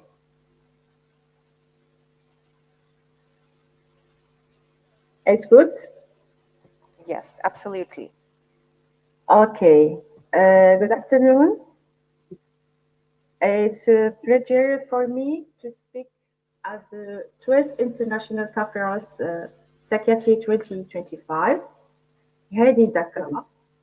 I would like to express my gratitude to conference organizers for their kind invitations. Today, I will present our research entitled Assessments of Psychoactive Substance Use and Attention Deficit among Moroccan university students. I'm Hanan Mishash, affiliated with the Laboratory of Biology and Health at Ibn Tufal University in Morocco. This study examines the crucial relationship between substance use and cognitive disorders among university students in Morocco. So, for the context, university students may turn to psychoactive substances for various reasons, including stress relief, social integration, curiosity, or perceived cognitive enhancements. However, regular or excessive use can impair attention, memory, and executive functioning, affecting academic performance and long-term mental health. Attention plays a crucial role in learning. This consideration led us to investigate the relationship between the consumption of psychoactive substances and attention, as well as their impacts on cognitive function. Understanding the patterns and motivation behind substance use in this population is important for developing effective prevention and intervention strategies. Our assessment tools. A sample of 2,239 university students aged between 18 and 35 years was required to participate in this study. The selection made reflects a diverse cross-section of students in higher education, encompassing various academic disciplines and socioeconomic backgrounds. Each participant was asked to complete a series of standardized questionnaires designed to assess the frequency, intensity, and context of tobacco, alcohol, and cannabis. In addition to substance use metrics, participants provide demographic information and personal history through truth information sheets with included questions about family background, peer influence, and psychosocial factors linked to substance consumption. Data were collected using an information sheets and standardized scales designed to measure the consumption of tobacco, nicotine or cigarettes, cannabis, and alcohol. We talk about Ferguson tests for cigarettes, audit tests for CAST tests for cannabis, and OTIS tests for alcohol. They too are attention tests for assessments, attention assessments. Statistical analysis, person correlations, inter-category comparison, P0.005. Socio-demographic data shows that the sample included 239 Moroccan students who were consumers of psychoactive substances. Men represented 65.3% of the sample, while women represented 34.7%. The mean age of the participants was 22.6 years. Almost all participants consumed tobacco. The age of onset of consumption was more represented among students in the 15-18 age group with 52.3%. Key results. According to our first figure, the biopsychosocial and environmental relationship will find a proven link with an acceleration or slowing of cognitive decline. Therefore, considering the sex and age of the participants in our study, the practice of a healthy lifestyle becomes a requirement. So physical activity, meditation, spirituality, social relationship, and avoidance of any excessive use of psychoactive substance, the early signs can worsen in a much shorter period than typical age-related changes. This is not a normal part of aging and indicates an underlying cognitive function. Linking to the microgenetic theory of symptom formation. Referring to the second figure, highlighting time 1 development and time 2 renewal of the mental state over time, allowing the birth of the minimal function self or minimal working self, and within the microgenetic framework of psychological symptoms, like an attention deficit arises from a disruption in the microgenetic cycle of the mental state formation. Psychoactive substances can cause such disruption, preventing the minimal self or the minimal working self from fully forming and leading of the cognitive impairments observed in our study, for example, a lower of scores T2Rs. In this context, substance use acts as a modulating factor in this process. Demographic variables like gender and age may reflect distinct microgenetic trajectories. For instance, British cognitive resilience in some groups could alter the symptom formation path. Students with lower concentration and higher substance use can be seen a heavy microgenetic risk profile, showing early signs of symptom development before a food disorder manifests.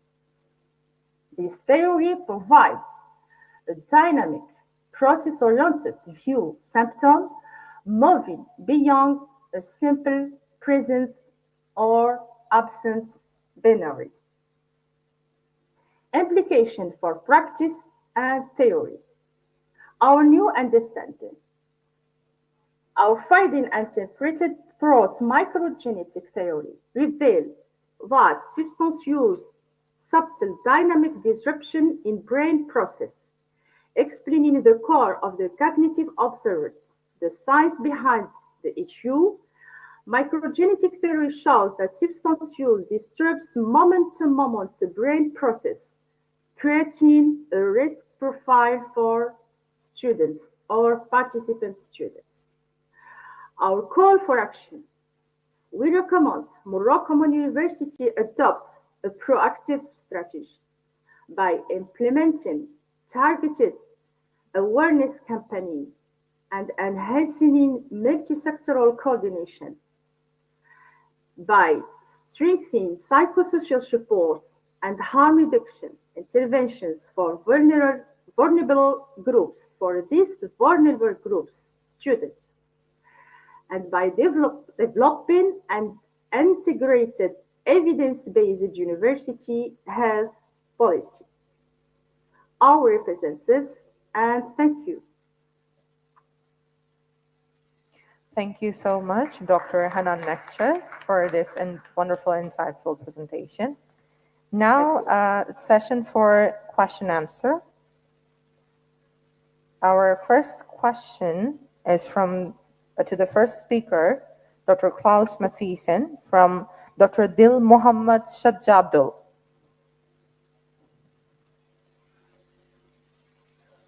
Dr. Dil Mohammad Sajjadul. All right. So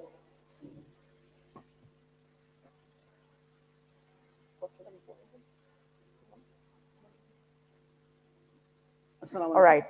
Thank you. Okay. Please. Thank you.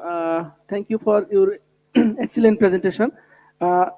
Regarding transcranial magnetic stimulation, I have a question.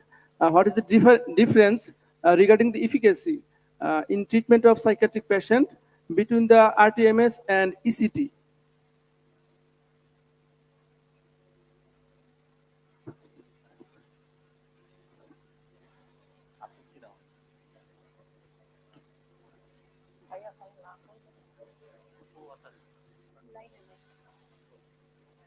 Unfortunately, Dr. Klaus Mathisen has left the session. Okay. We haven't received any online question for our second speaker, Dr. Hanan Nesches. So the question is open for the audience now. Next question, the second question to the second speaker.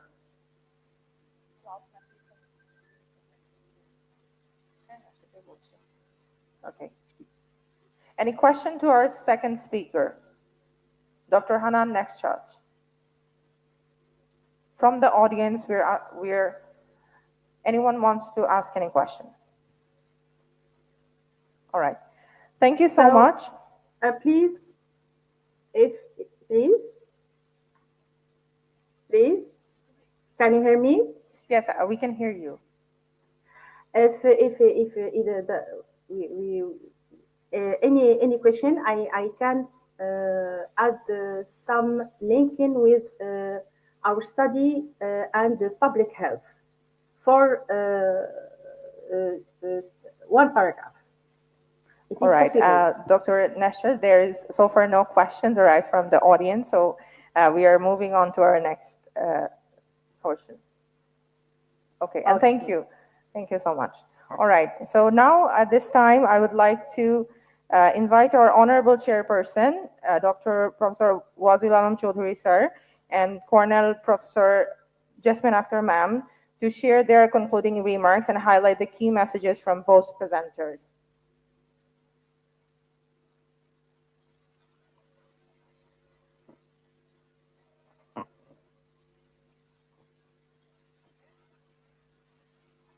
I would like to ask Cornell Professor Jasmine Akhtar ma'am to share her thoughts regarding this session.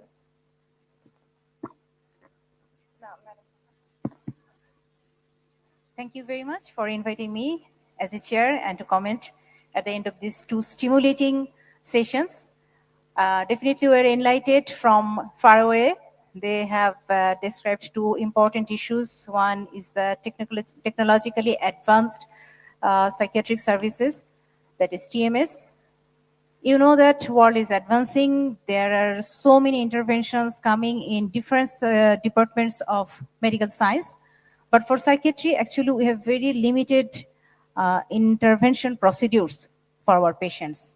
So far, we are used to about ECT, but in the emerging era of technology, TMS is emerging there. So there is a very stimulating presentation from Klaus Mathisen from Denmark.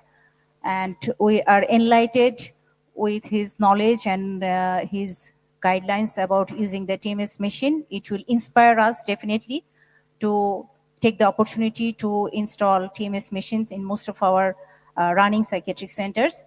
And in this regard, I will take the opportunity to express that. I am from CMH Dhaka. I am a consultant psychiatrist over there. And fortunately, we have a TMS machine.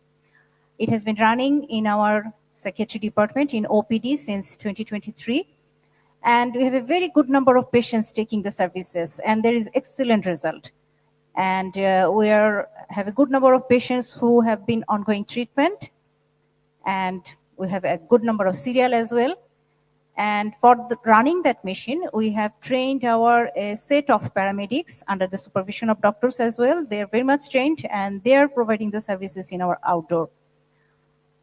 We have a good number of MDD patients, depression patients, and OCD patients taking the service from there. And you'll be glad to know that recently we are taking a endeavor to start this service open for all, for the civilian patients as well. The process is under under process. So TMS mission is the emerging intervention procedure of psychiatry, and I think you all are delighted to know about it. And the next presentation, which was given by another scholar from Morocco. Thank you, Dr. Hanan. It is also very enlightening and very, what can I say, that time-demanding topics, because it was done among the students of university. This is the future generation, of course, who will lead the country, who will lead the world. So she has done the assessment of psychoactive substance among the attention deficit among the students, university students of Morocco. And she has mainly worked, I have seen that worked with cannabis, alcohol.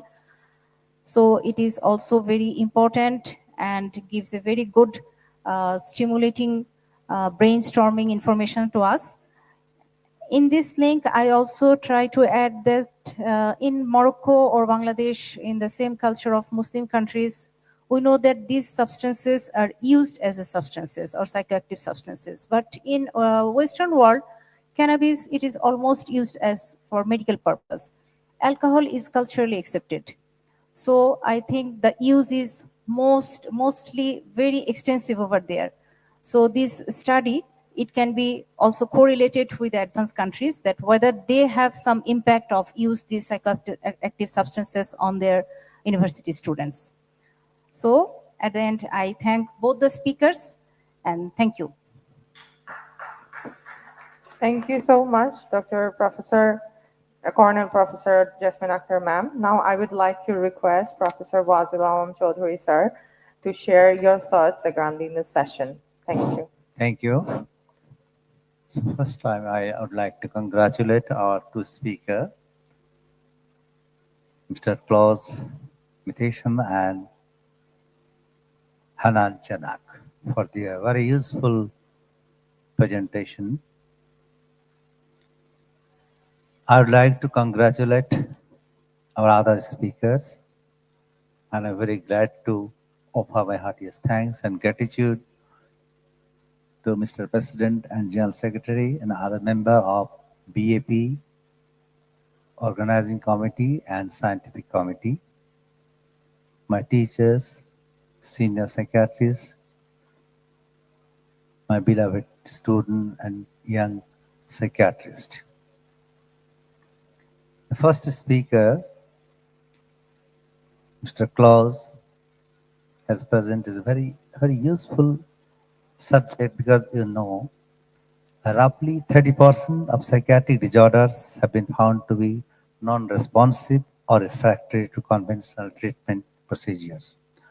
There has been a pressing need to elucidate the neural correlates and the novel therapeutics like RTMS, targeting them. Neuromodulation uses has lately grown in clinical and research practice, and the two worldwide.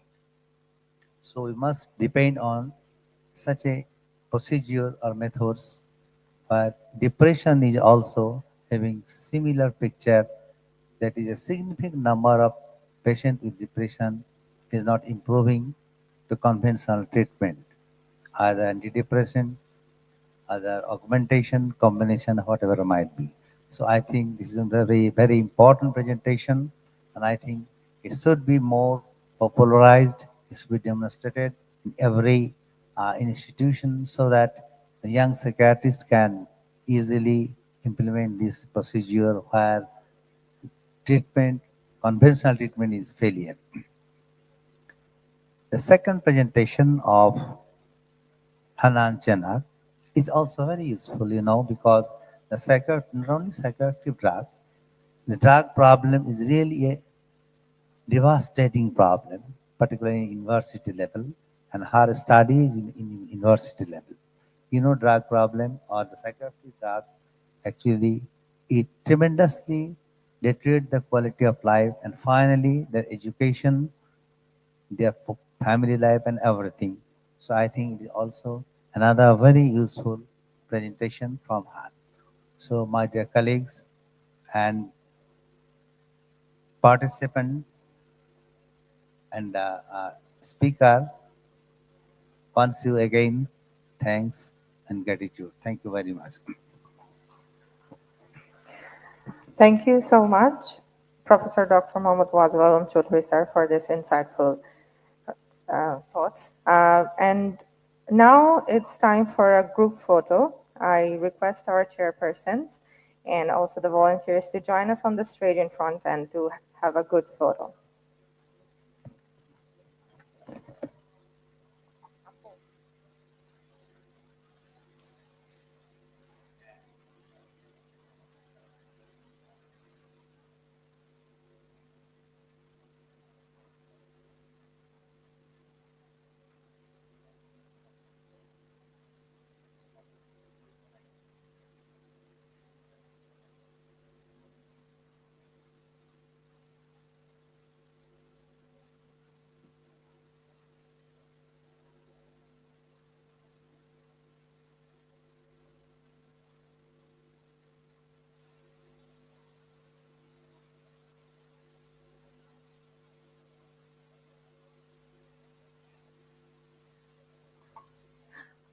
I would like to invite our respected guests and call our respected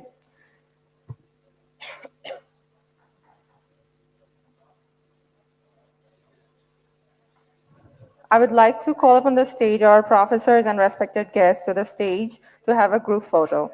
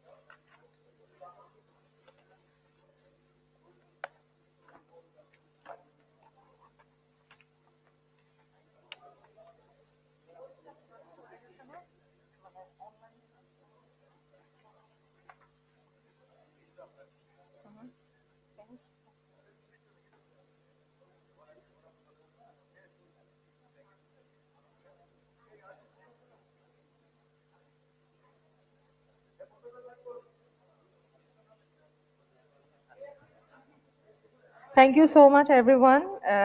This concludes our presentation session. I'm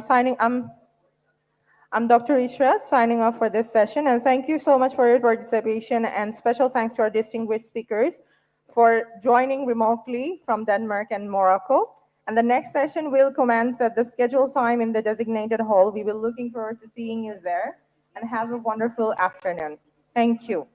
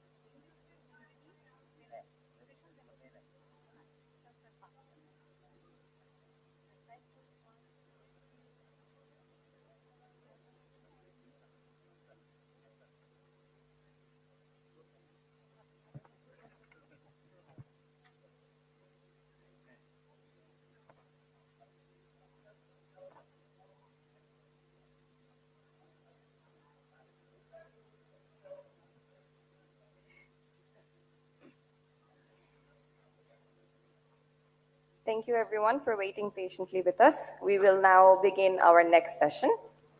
Esteemed professors, respected senior doctors, and my fellow colleagues, Assalamu alaikum and good afternoon. Welcome to our next oral presentation, 3A, a symposium on psychiatry in disasters and emergencies. I am Dr. Anya Sherish, and I'll be your rapporteur for this session. We're honored to have two very distinguished individuals with us as chairpersons for this session. Please allow me to welcome Professor Dr. Abdul Muttalib. He is a distinguished psychiatrist and mental health specialist from Chittagong with over 30 years of experience. He is widely recognized for his expertise in substance abuse treatment and for his comprehensive approach to managing a broad spectrum of mental health and familial disorders. Throughout his illustrious career, he has served as a professor and head of psychiatry at multiple prestigious medical colleges in Bangladesh, including Chittagong, Rajshahi, and Kumilla. Beyond academia, he contributes to global psychiatry through presentation of research at international seminars and currently offers expert clinical services at the Chevron Clinical Laboratory in Chittagong. Our second chair for this symposium is Professor Dr. Major Retired Abdul Wahab. Dr. Wahab is a distinguished psychiatrist, academician, and social leader who currently serves as Professor of Psychiatry at Kumudini Medical College, Tangal, and as Senior Consultant Psychiatrist at Bugat, where he is devoted to advancing mental health awareness and care. Beyond his academic and clinical leadership, Dr. Wahab is an active force in both professional and social spheres, serving as joint convener of Bangladesh Association of Psychiatrists and as senior vice chairman of the Amor Bangladesh Party. Notably, his contributions extend well beyond psychiatry, as he has played an instrumental role in humanitarian and social work during some of Bangladesh's most significant national crises. As a retired army officer, Dr. Wahab exemplifies discipline, empathy, and lifelong commitment to public service and mental health development, making him an invaluable leader in our field. Please help me welcome our chairpersons on the stage with a big round of applause. Sirs, if you would please kindly take your seat on the stage. Thank you. In our today's session, we have three very interesting presentations on mental health interventions in emergency situations. But before we begin, let me just outline some of the session guidelines. Each speaker will be allotted 8 minutes for their presentation. A bell will ring 2 minutes before the end as a gentle reminder. And I would like to remind the audience about the Best Questions Award. So please feel free to ask your questions through the Google form to each of our presenters. So without further ado, let us now invite our first presenter, Dr. Mehtab Ghazi Rahman. Dr. Rahman is a highly accomplished consultant psychiatrist from London with expertise in clinical care, mental health leadership, service development, and medical education. He leads the Mental Health Crisis Assessment Service and is the medical lead for inpatient services at St. Charles Hospital. Dr. Rahman holds senior roles at the Royal College of Psychiatrists, including National Chair at the QNPICU Accreditation Committee, and is a recognized clinical and education supervisor. He has published widely in peer-reviewed journals, authored a book chapter for Cambridge University Press, and was awarded Trainer of the Year. His session is titled Mental Health Emergency Response in the UK, Lessons from the Grenfell Tragedy, and the Emerging Role of Mental Health Emergency Departments. Dr. Rahman is joining us virtually from the UK today. Please help me giving him a warm welcome for today's session. Dr. Rahman, the floor is yours. You may share your screen to present your presentation. Thank you very much. Thank you so much, Cherish. Can you hear me? Yes, we can hear you, sir. Amazing, fantastic. So I will just share my screen with everyone.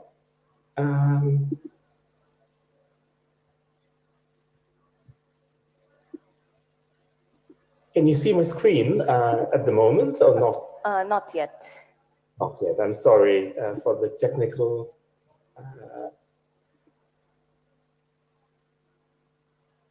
So it should work now, I'm hoping.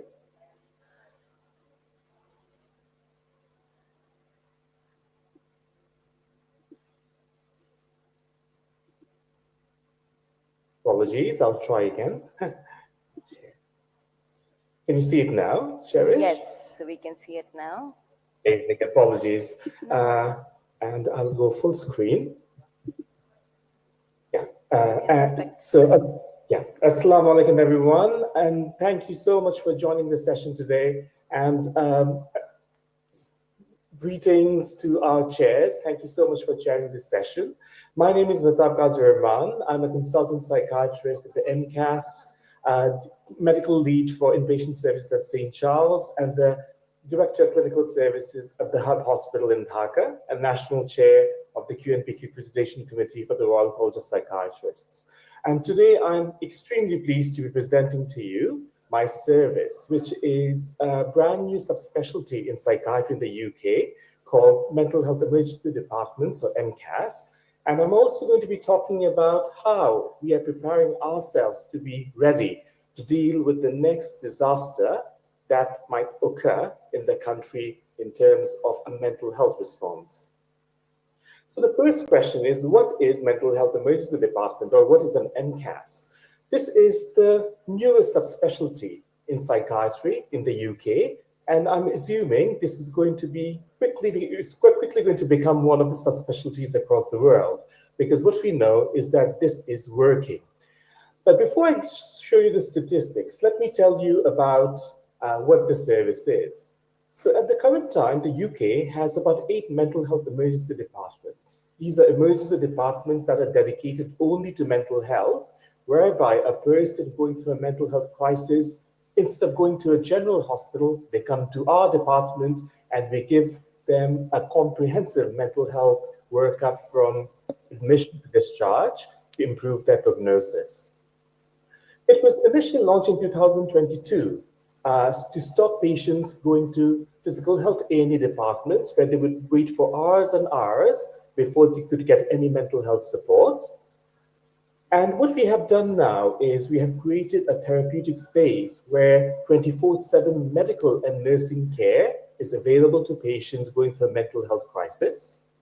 It's an environment whereby we reduce anxiety and agitation, create a therapeutic space for our patients to feel calmer, to get assessed and to get the treatment. And we are manned 24 hours a day by specialist nurses, doctors, myself, a consultant psychiatrist, and a lot of occupational therapy activities. And one of the biggest selling points for us is that if you go to an emergency department in the UK, you have to wait for hours before you even get seen by a psychiatric nurse. But if you come to our department, within the first 15 minutes, you get a specialist assessment by a nurse, a consultant review within an hour, and then your treatment starts within 2 hours of presenting to the crisis center. So we get patients from everywhere across London.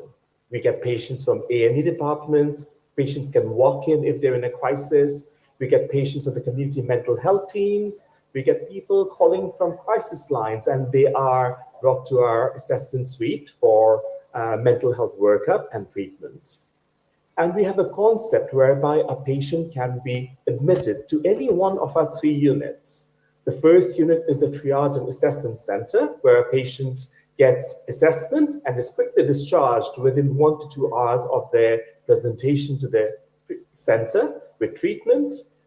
If they are a bit more severe in their mental illness, we have the ability to admit them for up to 2 to 3 days, whereby we stabilize them and send them home. And then there's a high dependency unit, almost like a resus unit in a physical health hospital, whereby these patients are intensively treated, but they need to be admitted to hospital for further treatment and care planning. So the question is there a demand for such a service? Absolutely. As you can see, live data, this is from, over the last year, you can see clearly the demand for a service like this is huge. At the current time, we're seeing anything between 50 and 70 patients a week. And this is quite high, given that we don't even cover all of London. We only cover 2 boroughs, Kensington and Chelsea and Westminster, and London has more than 15 boroughs. So if within 2 boroughs, we're seeing almost 70 patients a week, imagine what demand there is across London. And in terms of cost effectiveness, you might know that in the UK, healthcare, psychiatric care is free. So what we do is, instead of looking at profits, we look at cost effectiveness. How much money are we saving the government in terms of treatment and care planning by stopping them from coming into hospital, right? So at the moment, you can see that it takes about £3.4 million a year for me to run my service in the UK, in London. However, what is the return? Is it cost effective at all? Well, it is. As you can see, we save a lot of money by stopping people having to be admitted to hospital. We save a lot of money by reducing the length of stay in hospital. And we reduce a lot of costs for the state, for the government, by reducing the amount of time patients are taking up beds in a physical health hospital whilst waiting for mental health. And in real terms, what does this mean? Every year, we are saving the NHS about £3.7 million, which is an equivalent of 63 crore taka in Bangladeshi terms. So just one unit like mine is saving 63 crores taka for the government, and this money can then be used for other psychiatric services that can be used to provide excellent treatment and care planning in other areas of psychiatry and mental health in the UK. So I think the best way to demonstrate whether, how things are going at the moment is that our service was one of the models for the government. And as you know, in the NHS, they plan in 10 years. And this year, they published their plan for the next 10 years. And what they have done is the minister came to visit us, and she has allocated £120 million to various mental health trusts in the UK. And they expect in the next 10 years, there will be 80 more emergency departments like mine, and they will be modeled according to the services we have created. We have been published across newspapers, in healthcare journals and leadership journals. We have been on television. We have been discussed in the House of Lords, whereby our unit has been named as an absolutely fantastic service that other services in the country should be following. And we have been in the front page of the Times newspaper highlighting what an excellent service our mental health service is, which is, evidence that there is certainly a need for services like this. But at this point, let's bring in disaster. So yes, we are a crisis center, but of course we are not going to be happy with just being a crisis center. How can we contribute to London's economy and mental health when it comes to a disaster? And what we have done is we have done quite a lot of work learning about disasters in London, but we have closely worked with the Grenfell service. So the Grenfell service is also a mental health service that's run by the organization I work for in London called CNWL.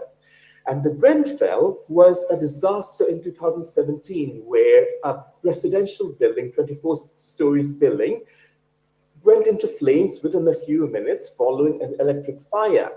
And it was very controversial. And this is evidenced by this. Look at the headlines. So when this happened, people were furious. They said, how can this happen in a country like the UK? You know, within a few minutes, so many people have joined, have lost their lives.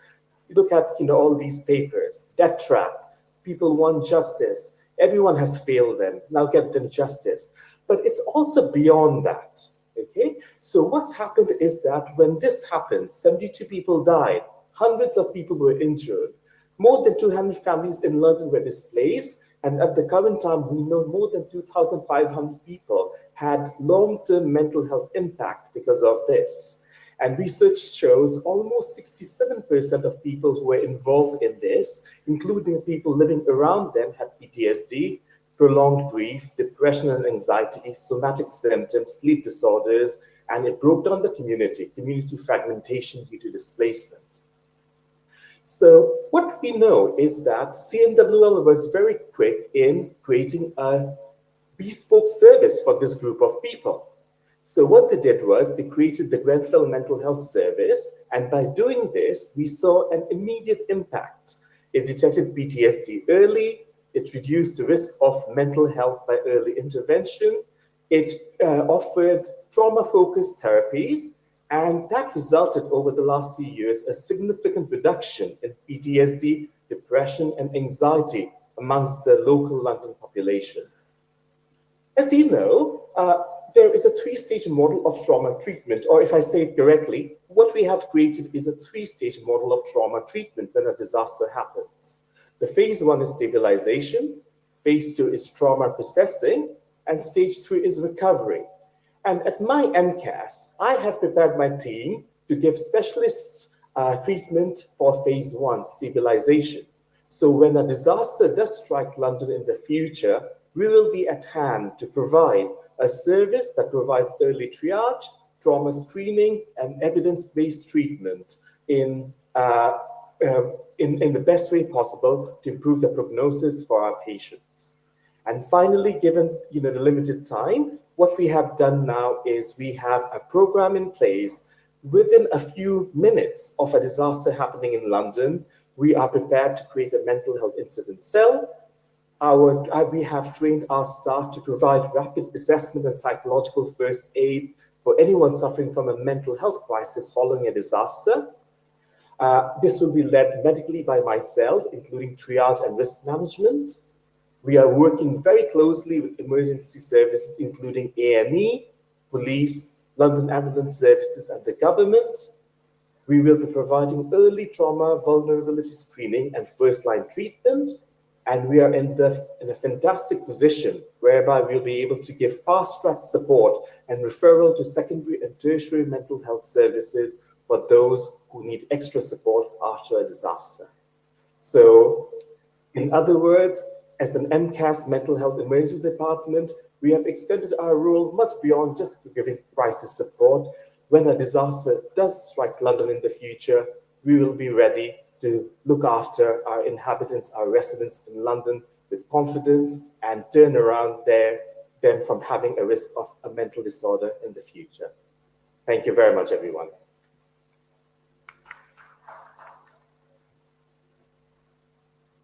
Thank you, Dr. Rahman, for sharing your valuable experience with us.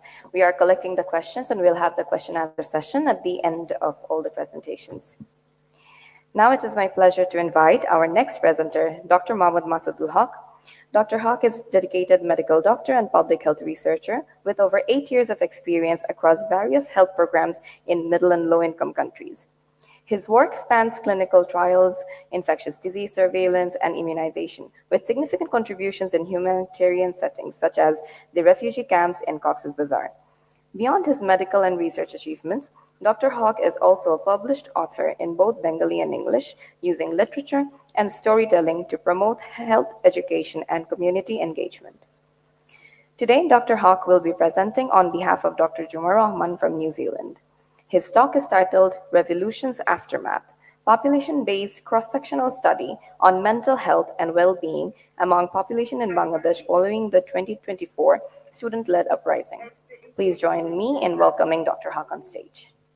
Any question, I can add some linking with our study and the public health for one paragraph. Is possible.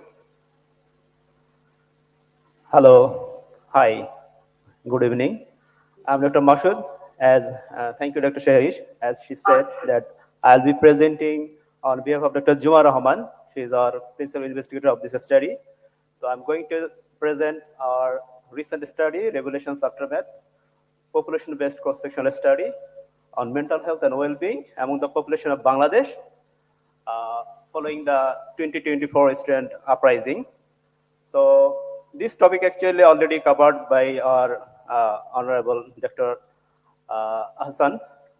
So we are actually going to present another perspective of this same incident, which is last year we faced.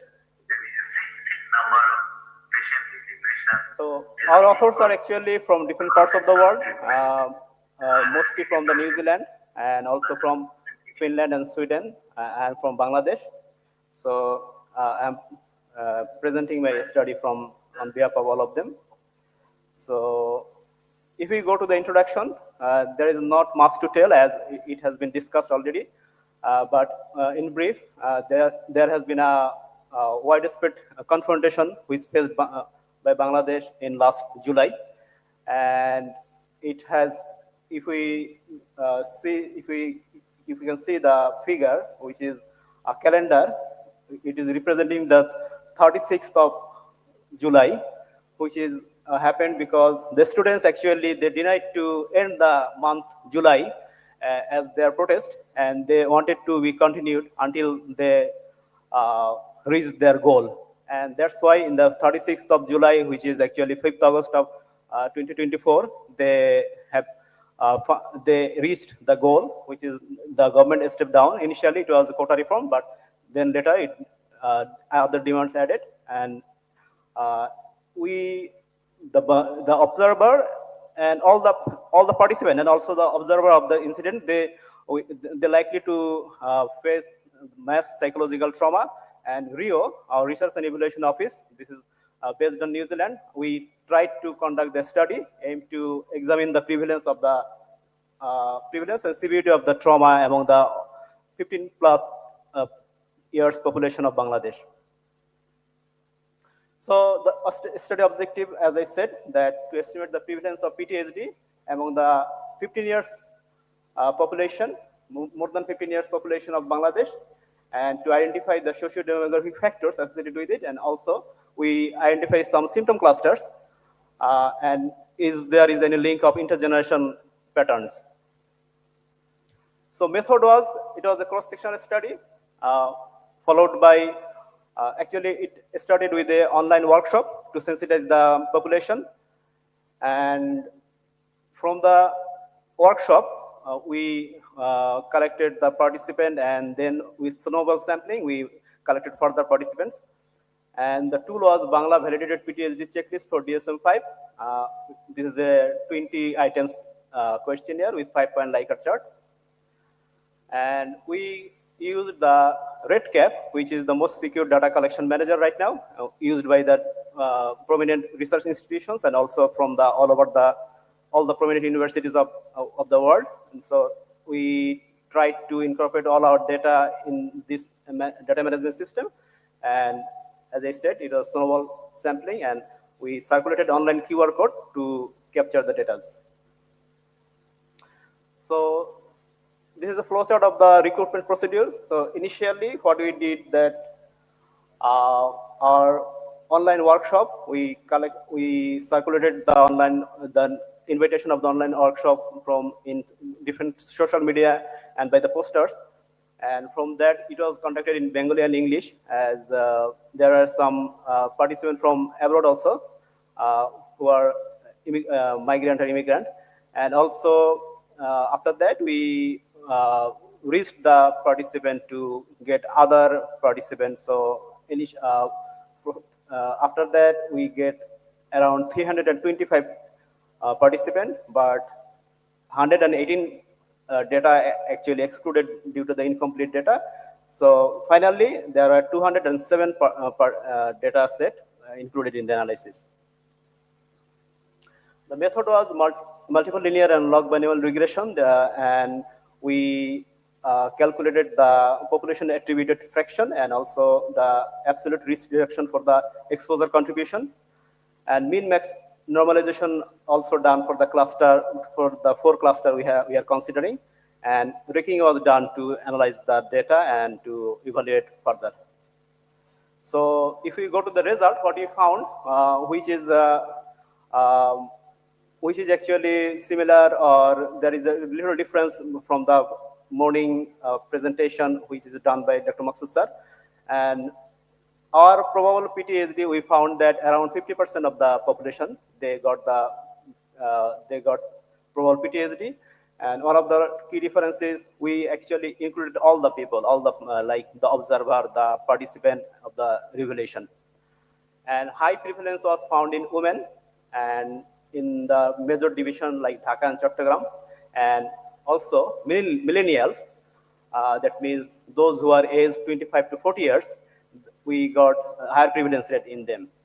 And if we consider symptom clusters, then we saw that re-experiencing and intrusive memories are most common, this group, and also negative thoughts and flashback of negative thoughts. These are common in the generation G.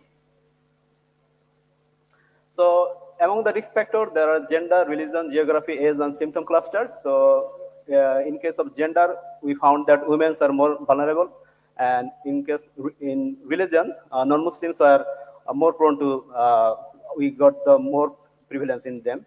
And geography, major divisions like Dhaka and Chittagong, and age, what I said earlier, that millennial showed greater absolute PTSD reduction under the hypothetical elimination. If we consider the survey population with Bangladeshi census data, then we found an interesting set, that is there is a very large effect size by in the left side. We are seeing that the study population, so the density wise, it is more dense in the Dhaka and Chittagong.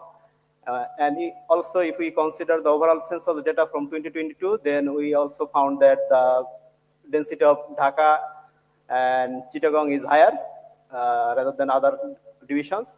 So our cohesivity score was 0.98. It is significant if it is more than 0.5. So this validates that our sample population is effective and rationally selected. And distribution of the participant of the survey, if we see the forest plot of the prevalence ratio, then we will find that millennial, they get they have the higher prevalence rate. Also, if we can look at the right-sided figure, that women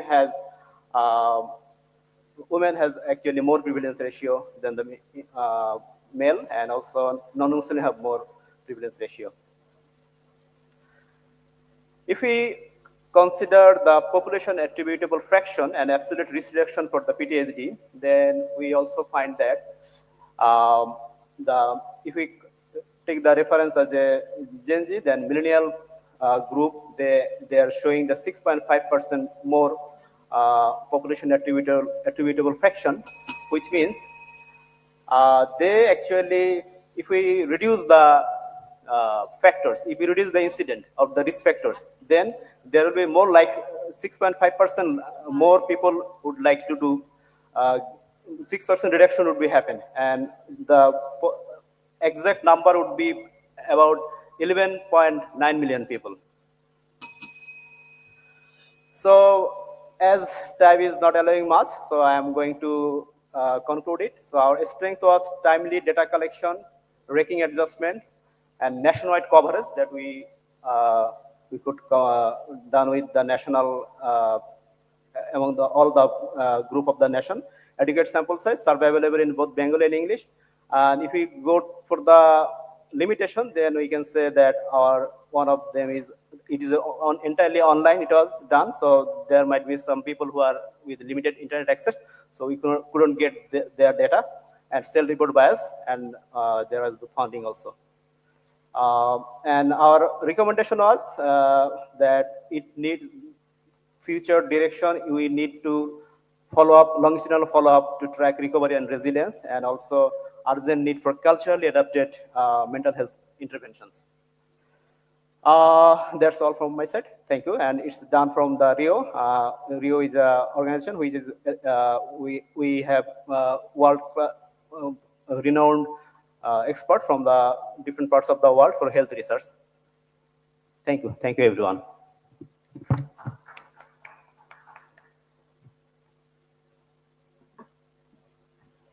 Thank you, Dr. Haq, for your thoughtful presentation.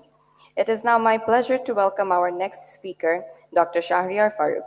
Dr. Farooq is an assistant professor of adult psychiatry with the Ministry of Health and Family Welfare, currently serving as the national consultant for non-communicable diseases and mental health at the World Health Organization in Cox's Bazar. With advanced training in psychiatry, dementia studies, and public health, Dr. Farooq leads efforts to coordinate mental health and psychosocial support services in the Rohingya refugee camps and surrounding communities. His work is instrumental in strengthening health systems, developing policies, and expanding capacity for integrated mental health and NCD care in humanitarian settings. Dr. Farooq will present on Mental Health and Psychosocial Support Service, MHPSS, in Rohingya camps, Cox's Bazar. Please join me in welcoming him to the podium.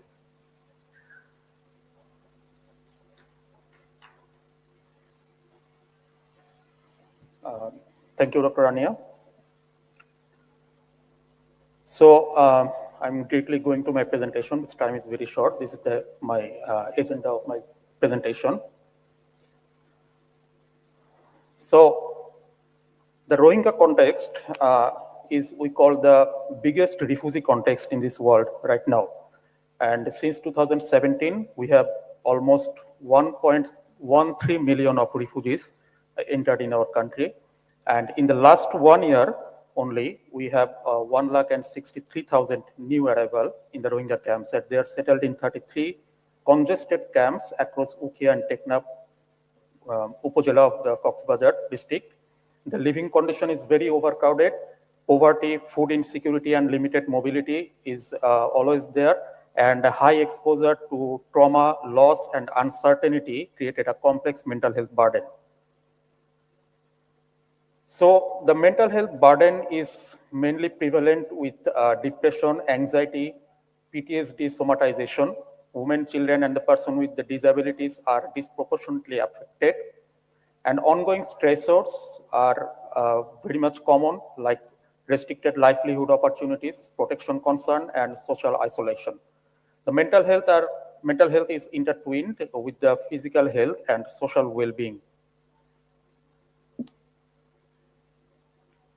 So the mental health and psychosocial support is integrated into this humanitarian response from early in 2018, and the formation of MHPSS working group under the health sector happened in that year. And this working group is co-led by UNHCR and International Organization of Migration, that is IOM. And the aim of this group is coordinated, standardized, and strengthened social, mental health, and psychosocial support activities among all the partners. The coordination mechanism is mainly done by the working group, and with the regular coordination meeting, technical subgroup discussions, and joint field visits, mapping of MHPSS service across the camp to identify the coverage gap, development of minimum service standards, referral pathways, and reporting tools, and collaboration with the protection, education, and GBV sectors to ensure the holistic response. So the interagency standing committee has a pyramid model of MHPSS, and these models, we see the bottom layer is consist of basic service and security, and social well-being begins by restoring the safety and dignity, ensuring safe living conditions, access to clean water, adequate food, and protection from violence. And this layer involves in collaboration between the sectors such as health sector, wash, protection, and shelter sector. Example of this layer is like ensuring the women feel safe collecting water and that the children have access to safe play areas. The second layer of the pyramid is conducted mainly by trained community psychosocial volunteers, and most of the volunteers in the Rohingya communities are the Rohingya peoples themselves. Community activities, peer groups, religious and cultural gathering they conduct like youth club, women support group, parenting sessions that provide the both social connection and psychosocial support, and referral of high-risk cases to the facilities for clinical assessment. The third layer, this is actually the primary healthcare center. This layer service is provided by the health and protection staff who are trained in psychological first aid, basic counselings, or image gap intervention guide. The primary healthcare doctors, nurse, and psychosocial counselors are trained to identify and manage the priority mental, neurological, and substance conditions. They provide brief counseling and stress management technique and prescribe the psychotropic drugs which are listed in the essential medicine list. These 9 drugs are actually in the list of essential medicines, that is haloperidol, risperidone, chlorpromazine, procyclidine, fluoxetine, amitriptyline, sodium valproate, carbamazepine, and diazepam. So these 9 drugs are available in all the healthcare facilities in Rohingya camps, and most of the patients are dealt with these essential medicines by the primary healthcare physicians.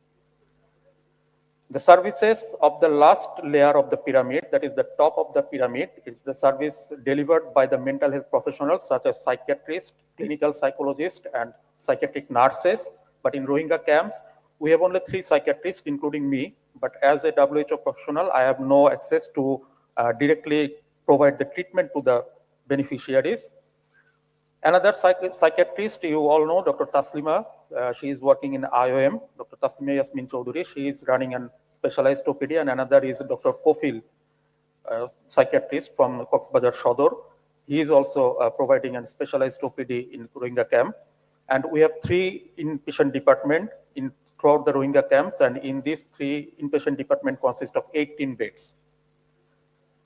So these layers of services are actually complementary, not separate. The service must be coordinated and connected through the strong referral pathways. Most people benefit from support at the lower layers, while only a small portion need the specialized care, and the model ensures the mental health is everyone's responsibility, not just that of the mental health professionals or specialists.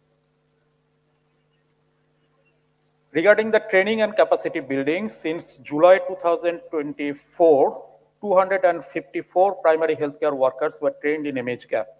And other training module we use there, like the problem management plus, psychological first aid, early adolescent skill for emotions, basic counseling skills, these all are the WHO modules. And after the training, we provide the supportive supervision so that the trainees can provide the service.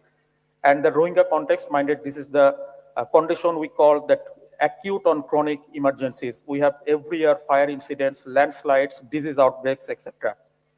Every year we celebrate the Mental Health Day and Suicide Prevention Day to create the awareness among the beneficiaries. And our achievement is, the time is very short, achievement is we are now integrating the mental health service in every steps of Rohingya response. This is the dashboard of our monitoring and evaluation dashboard. We also maintain the national database system for disease surveillance. And the key challenge is always like the social stigma and language barrier is there, and high turnover of the trained staffs. So our strategy is to strengthen this service in primary healthcare and develop the culturally adopted interventions for the Rohingya and host communities. And the lesson we learned that we can provide the coordinated mental health and psychosocial supports in the primary healthcare level that we can implement in our national context also, and coordinating with the other sectors. And in future direction, we move forward the ownership and inclusion of refugee in national mental health strategy, advocate for long-term funding and MHPSS, strengthening the research and data system to guide the evidence-based intervention. So lastly, I can say that this MHPSS service that we are providing in Rohingya camp, this model is actually replicable to another humanitarian context and in low resource settings like our national context. So these are all my presentation. Thank you.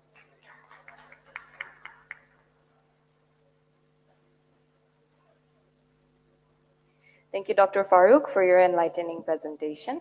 And with that, we are done with our presentations for today, and we'll now open the question and answer session.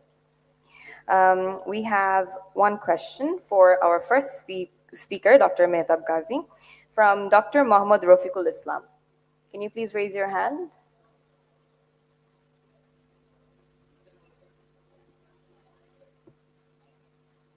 Okay, I will now say the question on his behalf. His question is, what are the strategies to continue emergency psychiatric services in large-scale disaster cases? Thank you, Dr. Islam, for your question. So the question is about what happens in large-scale disasters in London and across the UK. So as you're aware, the system in the UK is extremely coordinated. Whenever there is a disaster, the London Ambulance Services, the NHS, the police, and the terrorist, fighting, workforce all work together.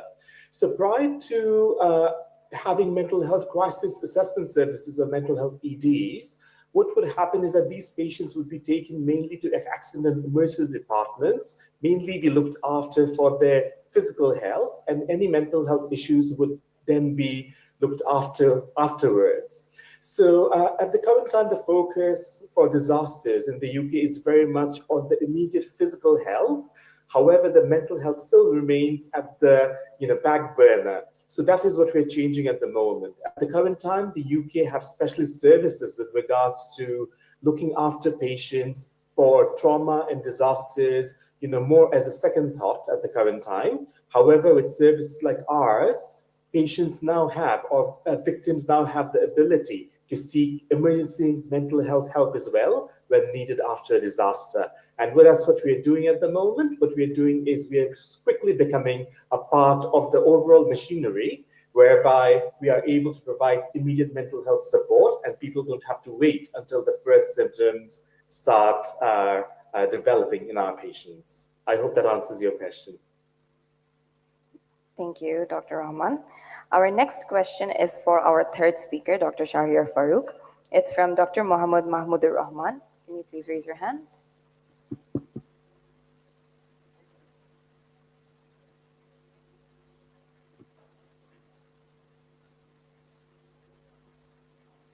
Thank you for giving me the opportunity. You see, there is a presumed prediction that substance use disorders is more common in the Rohingya population and the Rohingya areas. Is there any measures can be taken to give the psycho-educational approaches and management to those who are affected with the substance abusers as a part of a community mental health program? Okay, thank you. This is a very good question. Actually, we are also bothered with this question. In the Rohingya context, you are right. We predict that the substance use disorder rate is very high. But the problem is, in the Rohingya context or in any refugee setup, you cannot force someone to take management or treatment. Most of the time in the primary healthcare centers, our experience is the patients, I will not say patients, the persons who are abusing substance, they are not coming for the treatment, they are not trying to quit that disorder or habit. But the persons who are tortured by them, especially their wives, they are coming after becoming the victim of the gender-based violence. But this is our restriction. If no one is coming for the treatment, we cannot force them to get the treatment. This is a challenge in this context, and that's why substance use disorder, though we predict the cases are very high, but in the treatment setup, we don't get that much cases. These are challenge. Thank you.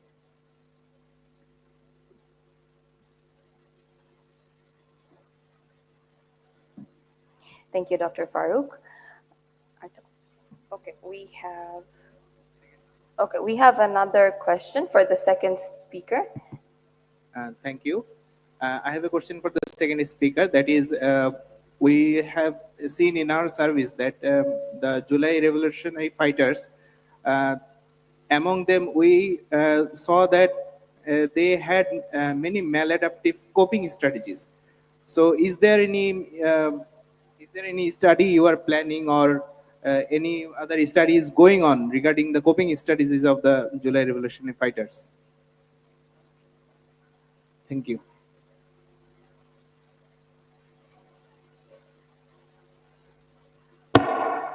Sorry. Thank you so much. So right now, what we are doing is we are conducting a cross-sectional study, and to, like what you said, to help them to cope with their trauma, what we are doing, we are arranging the workshop also. So we are conducting the cross-sectional study.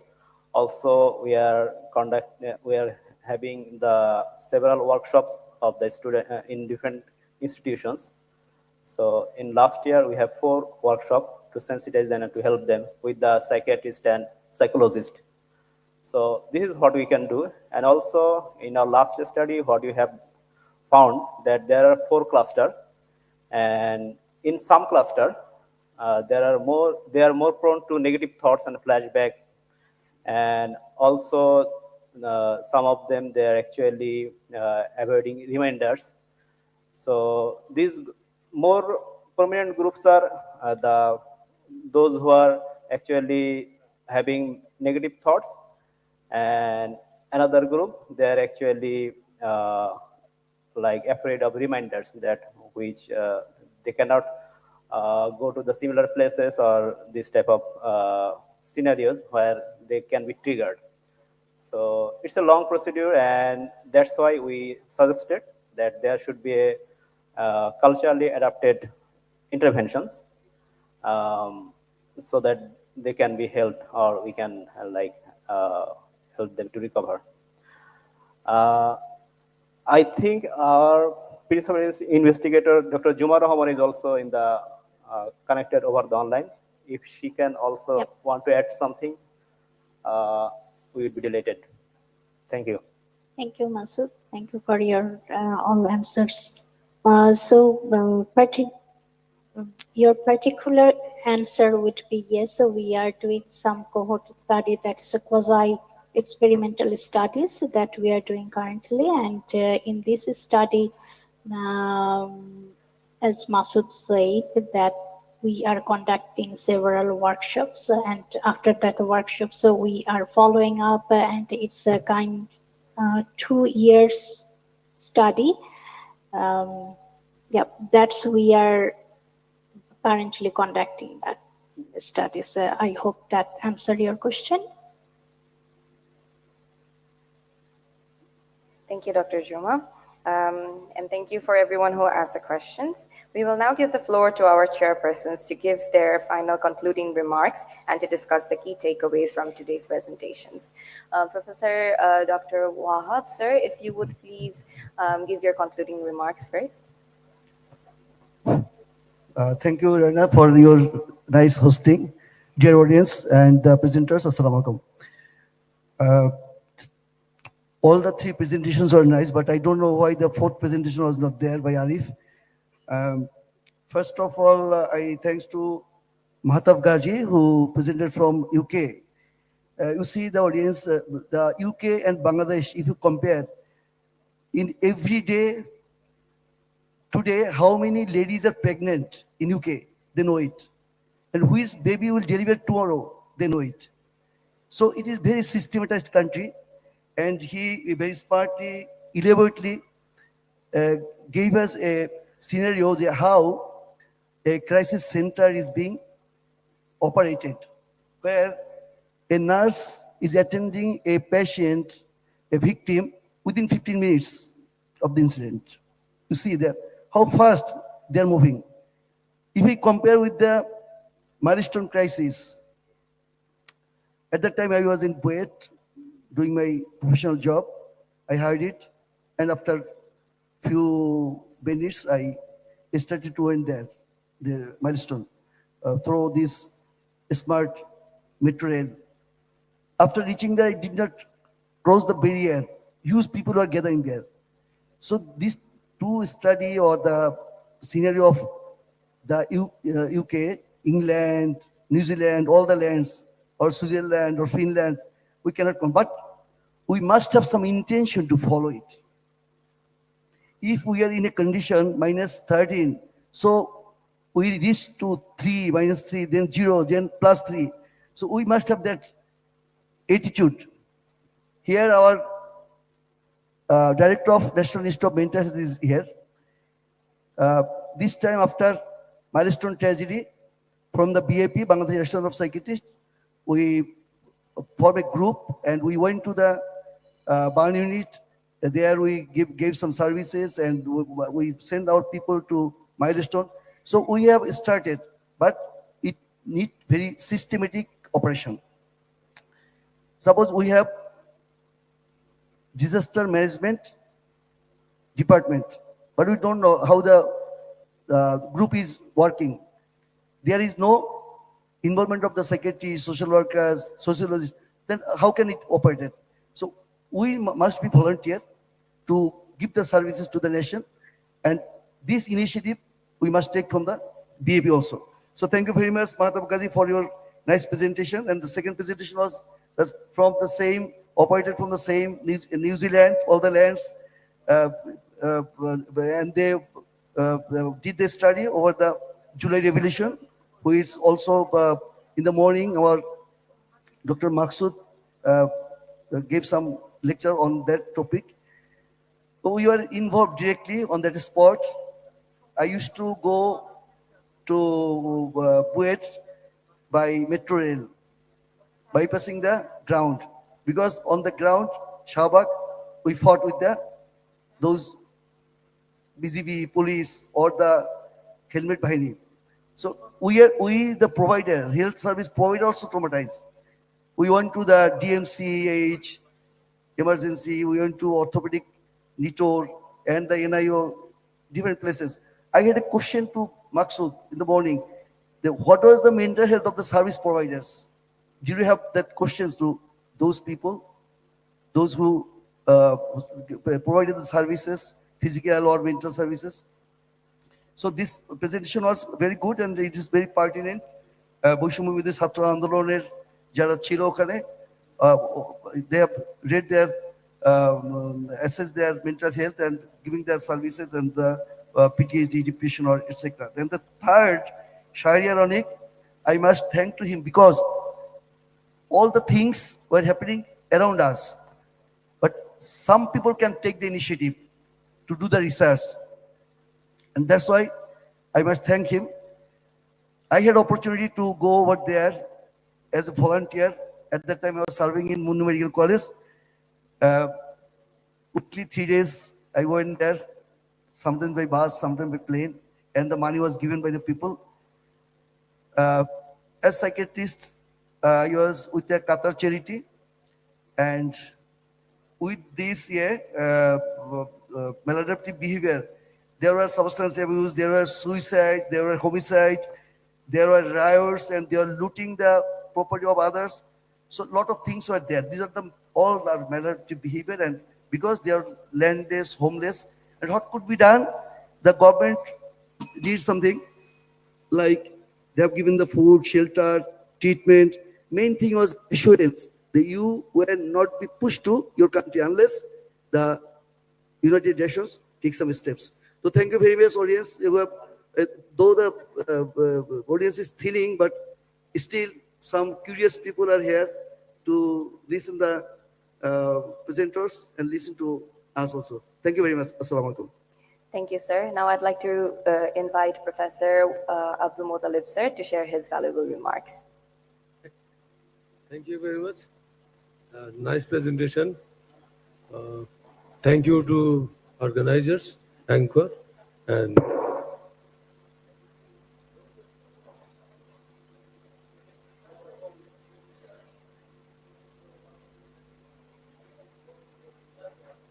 Sir, Shonan.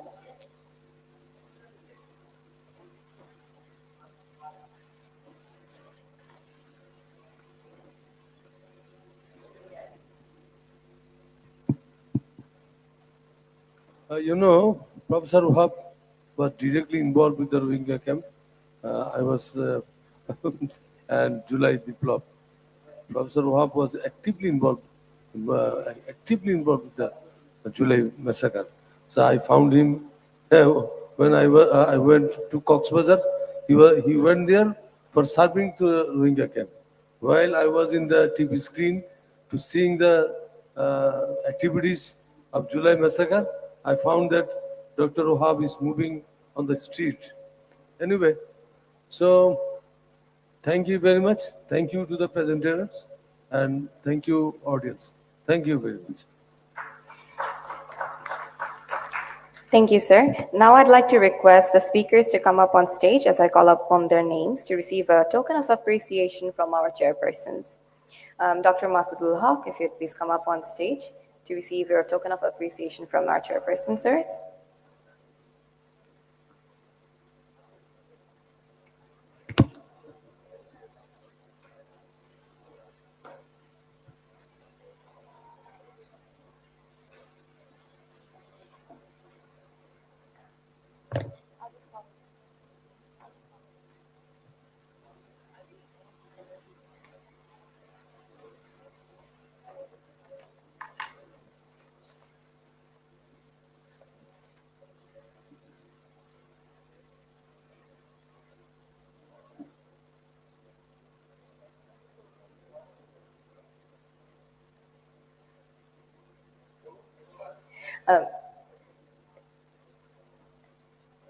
Dr. Masudul Haq is now receiving the crest of appreciation from Professor Abdul Muttalib, sir.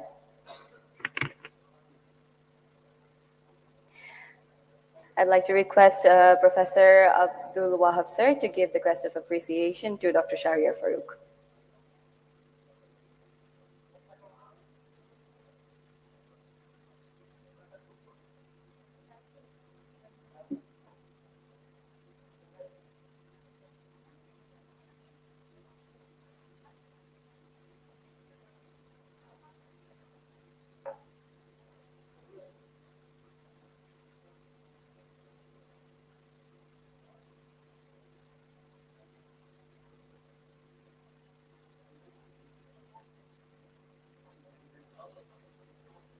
Thank you everyone for joining today's session. I'd like to invite you to stay here or for our next session, which is a scientific debate on whether AI will replace psychiatrists and reduce the scope of psychiatrists. I believe it will be quite a thrilling and intense discussion. So I welcome you all to join us here in this ballroom at 5:30 p.m. sharp. Thank you very much.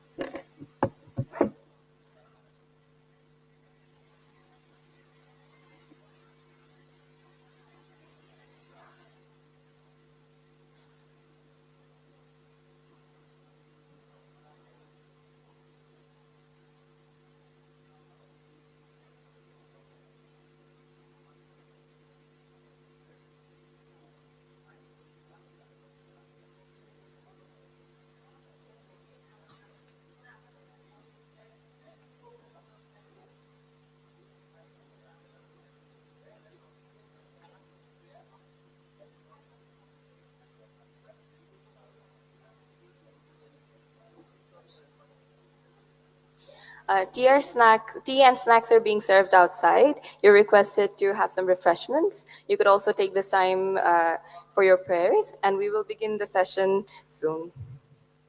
Thank you very much.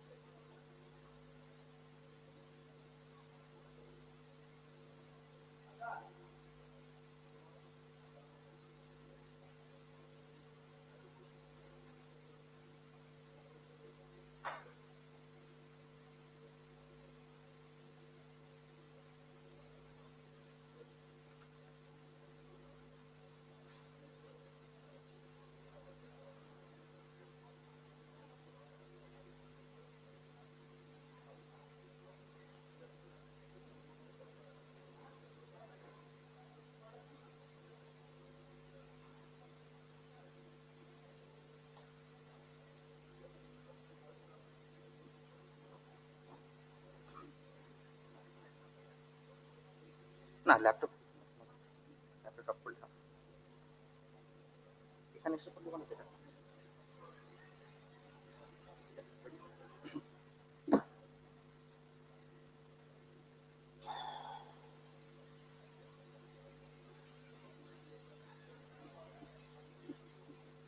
Hand mic কি আরেকটা আছে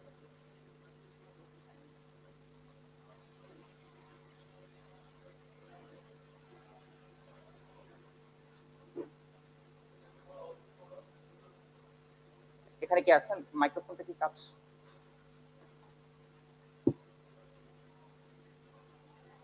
একটু দেখেন kindly একটু মাইক্রোফোনটার ব্যবস্থা করে hello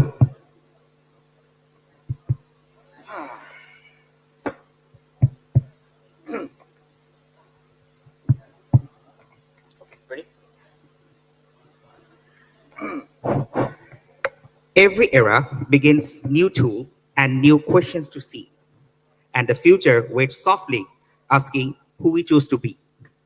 To everyone in this hall and who carries the past, present, and future of our profession, Assalamu alaikum and good evening.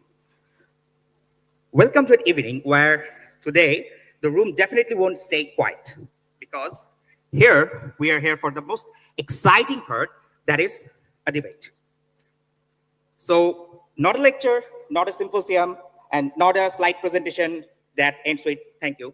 So this is an extremely live clash of ideas where the mics will get hotter when every speaker speaks. And the audience attention and concentration will stay intact. So no serial 7 test today. And honestly, psychiatrists debating is always very much exciting to watch. Why? Because they argue with logic, evidence, and of course there will be no flights of ideas, and no flights of ideas should be present, but there is no loosening of assertion, circumstantiality, or tangentiality. But what we appreciate here is too much flights of ideas, and of course pressure of speech. That is so much appreciated here.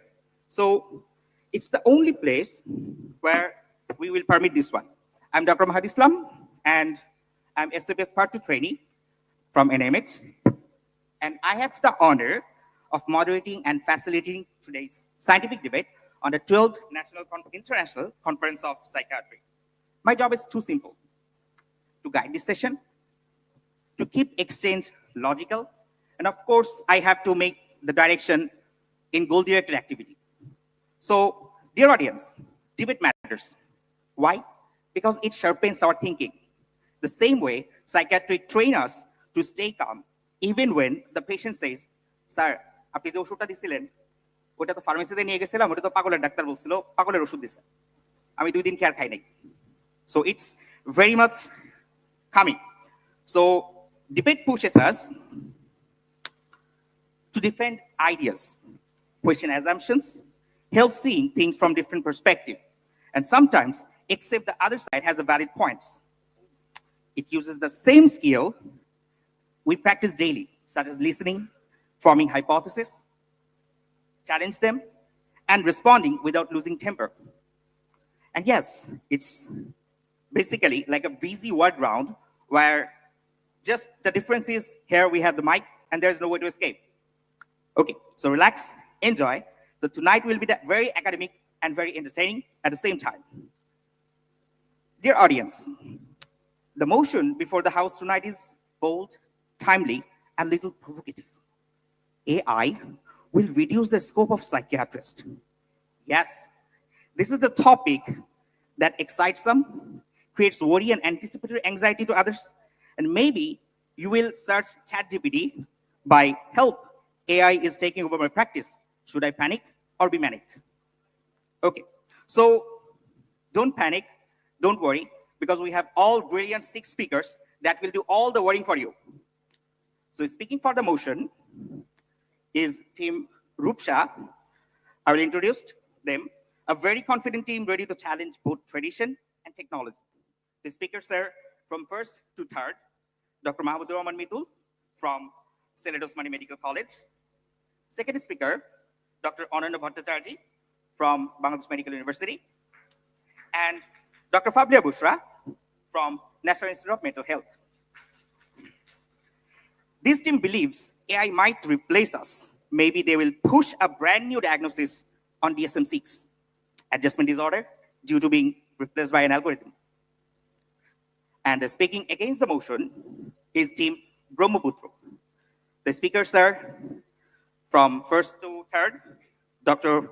Mehdi Hassan from Khulna Medical College Hospital, Dr. Farjana Sajid Nupur from Bangladesh Medical University, and the third speaker is Dr. Nujatar Wara from National Institute of Mental Health. Their core message is simple. Relax, psychiatrist, you aren't going anywhere. Okay, so our respected adjudicators are Dr. Junu Shamsun Nahar Madam, ex-chairman and professor of psychiatry from Bangladesh Medical University, Dr. Salahuddin Kausar sir, chairman and professor of psychiatry, and Dr. Ahsanuddin Ahmed, associate professor of psychiatry from National Institute of Mental Health. So they will observe everything about the speaker from appearance behavior to lust. So they will do the full MSc for them. The rules are very simple. Each speaker will have 5 minutes for their main speech. And sir, should we continue or just state the rules? Okay. Okay. So now I would like to invite our respected judges to take their seats.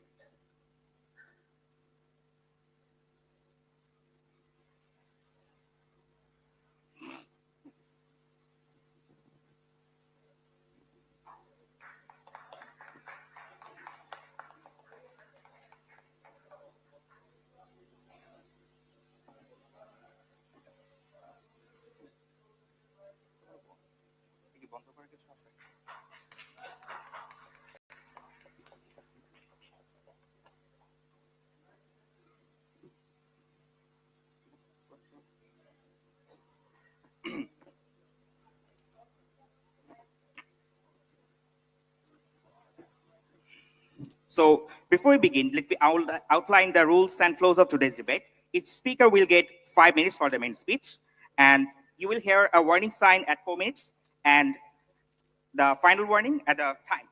And then after which speech must end.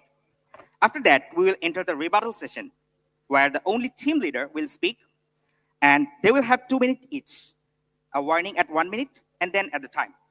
So after all speeches, our honorable judges will share the reflection, and finally, following the remarks, they will declare the winning team and the best speaker. So today's debate is not just about AI and psychiatry. It's about how we see the future of the mental health. Does the technology limit us, or does it challenge us to rise higher? So to open the debate for the motion, I would like to invite the first speaker of Team Rupsha, Dr. Mitul, to deliver his speech.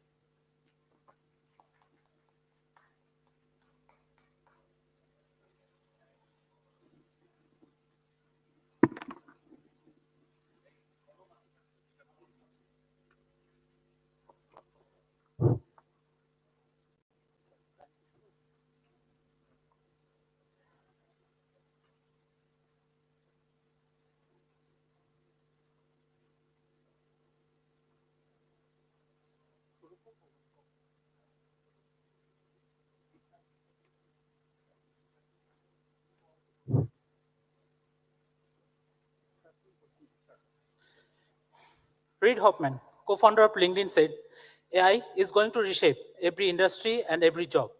Good evening, respected judges, would the opponents, and ladies and gentlemen. I stand firmly for the motion. Artificial intelligence, or AI, will reduce the scope for psychiatrists. In the book, AI, a modern approach, it is said that AI is the capability of computational system to perform tasks typically associated with human intelligence, such as learning, reasoning, decision-making, problem-solving, perception, and other aspects of the psychiatric field. In one 2024 study, 43% of the mental health professionals reported using AI, primarily 65% for research and 54% for report writing. Another 2024 study noted that approximately 28% of the patients had used AI for mental health support, mainly 60% for quick advice and 47% as a personal therapist.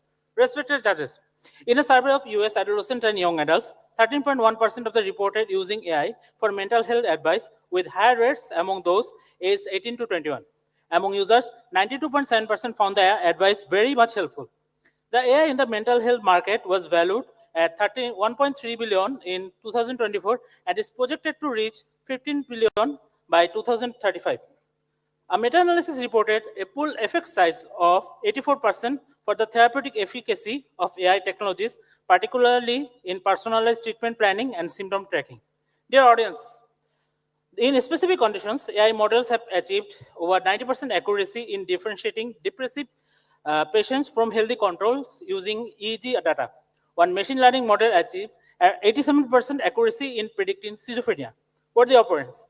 An AI system for diagnosing mental disorder achieved an accuracy level of 89% using fewer questions during diagnostic sessions. Prediction models for generalized anxiety disorder and major depressive disorder from electronic health record data achieved area under the curve of 0.73 and 0.67 respectively. According to the Psychiatric Online, the scope for psychiatrists denotes the growing need for medically trained specialists who can diagnose, treat, including medication management and psychotherapy, and prevent a wide array of mental health disorders such as depression, schizophrenia, substance abuse, and anxiety and addiction. It is also includes evolving roles in integrating care, digital data utilization, and leveraging AI in treatment. Respected audience, in WHO, in 2025, 1 billion people globally live with mental health disorders. In the US, it is over 120 million people live in the mental health professional shortage areas with a projected shortage of up to 31,109 psychiatrists within a few years. Employment for psychiatrists in the US is projected to grow by 8% between 2023 and 2033, said by the US Bureau of Labor Statistics. Dear audiences, the global psychiatrist market size is expected to grow from 195 billion in 2024 to 277 billion by 2010 due to increased mental health support and prevalences of illness. The World Psychiatric Association says while some high-income regions exceeded the target of one psychotherapist or psychiatrist per 10,000 people, many low and middle-income countries and even rural areas in the high-income countries have critically lower rates. So it can be easily said that AI is a valuable solution and it can be used as a primary tool for diagnosis of mental health disorder. It can provide treatment cost effectively and helps to reduce stigma as patients may feel embarrassed to visit psychiatrists and they might face critical remarks from the people in the society. Let's be clear. AI will reduce the scope for psychiatrists. It is not a dystopian prediction, but a logical conclusion drawn from the rapid convergence of the technology and mental health care. We are not arguing that AI will replace human empathy or the need for mental health support, but rather it will radically redefine the role and crucially reduce the overall scope for traditional psychiatric practice. We are saying AI will reshape psychiatry, automating diagnosis, therapy, and monitoring, and is doing so to shrink the psychiatrist's traditional role and reach.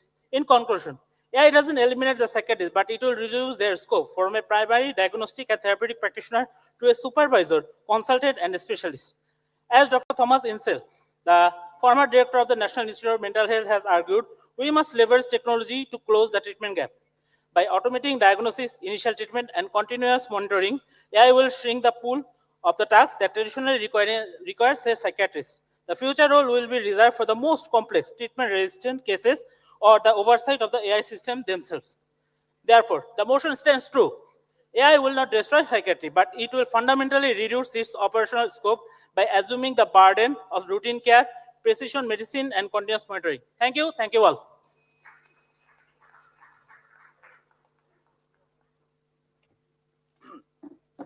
Thank you, Dr. Bitul. Mike Parker. Thank you, Dr. Bitul. It was a very composed and well reasoning as well. So maybe we need a backup plan for sure. Now let's shift from proposition to opposition. To open the case against the motion, I would like to invite the first speaker of the team, Brahmaputro, Dr. Mehdi, to deliver his speech.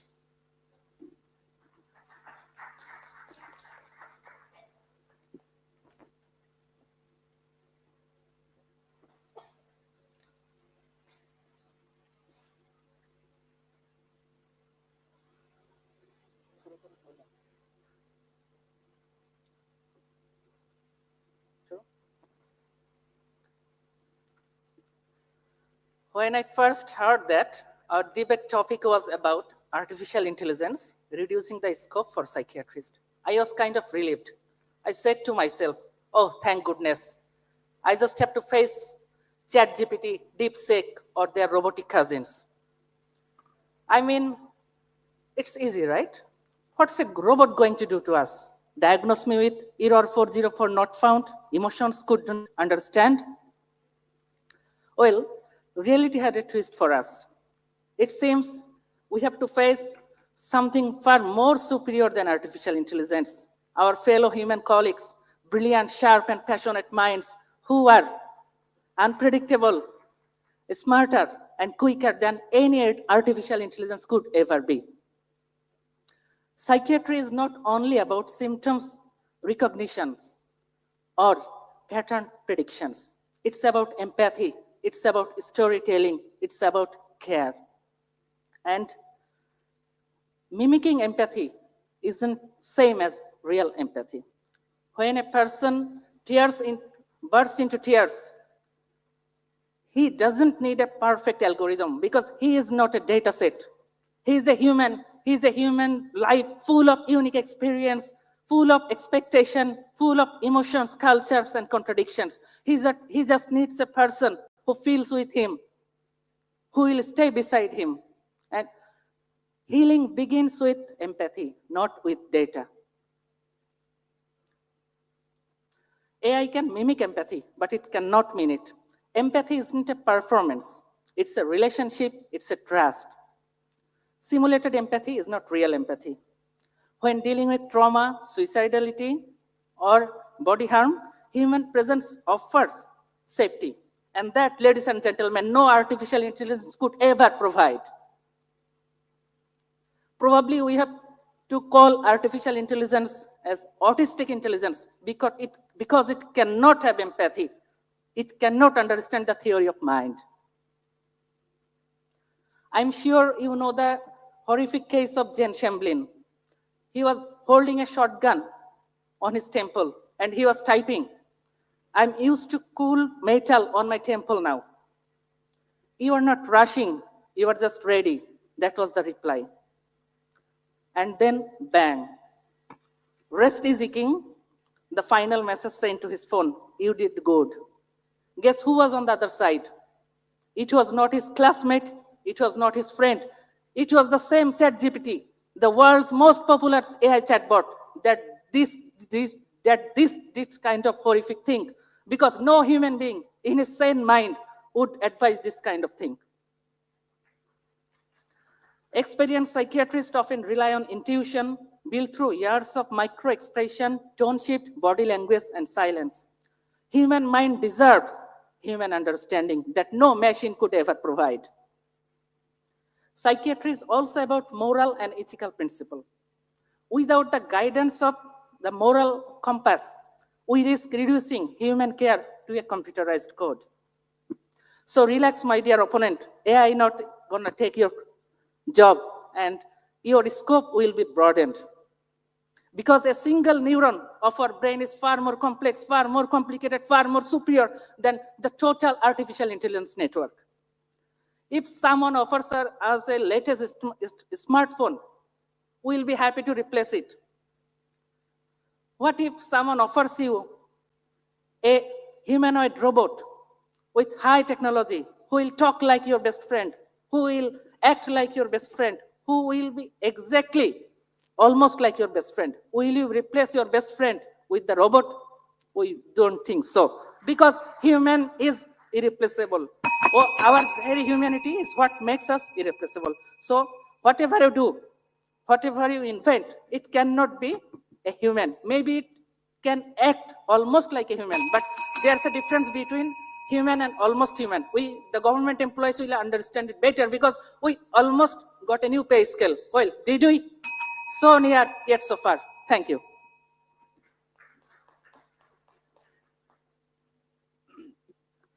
Thank you, Dr. Mehdi, for your compelling and confident stance. If AI listened to that, he might be saying, okay, fine, psychiatry is your department, I will stick to math. So now for further advance, for the motion, I would like to invite the second speaker of our team, Rupsha, Dr. Ananda, to present her speech. And I also want all the audience to cheer them up and give a big applause for them.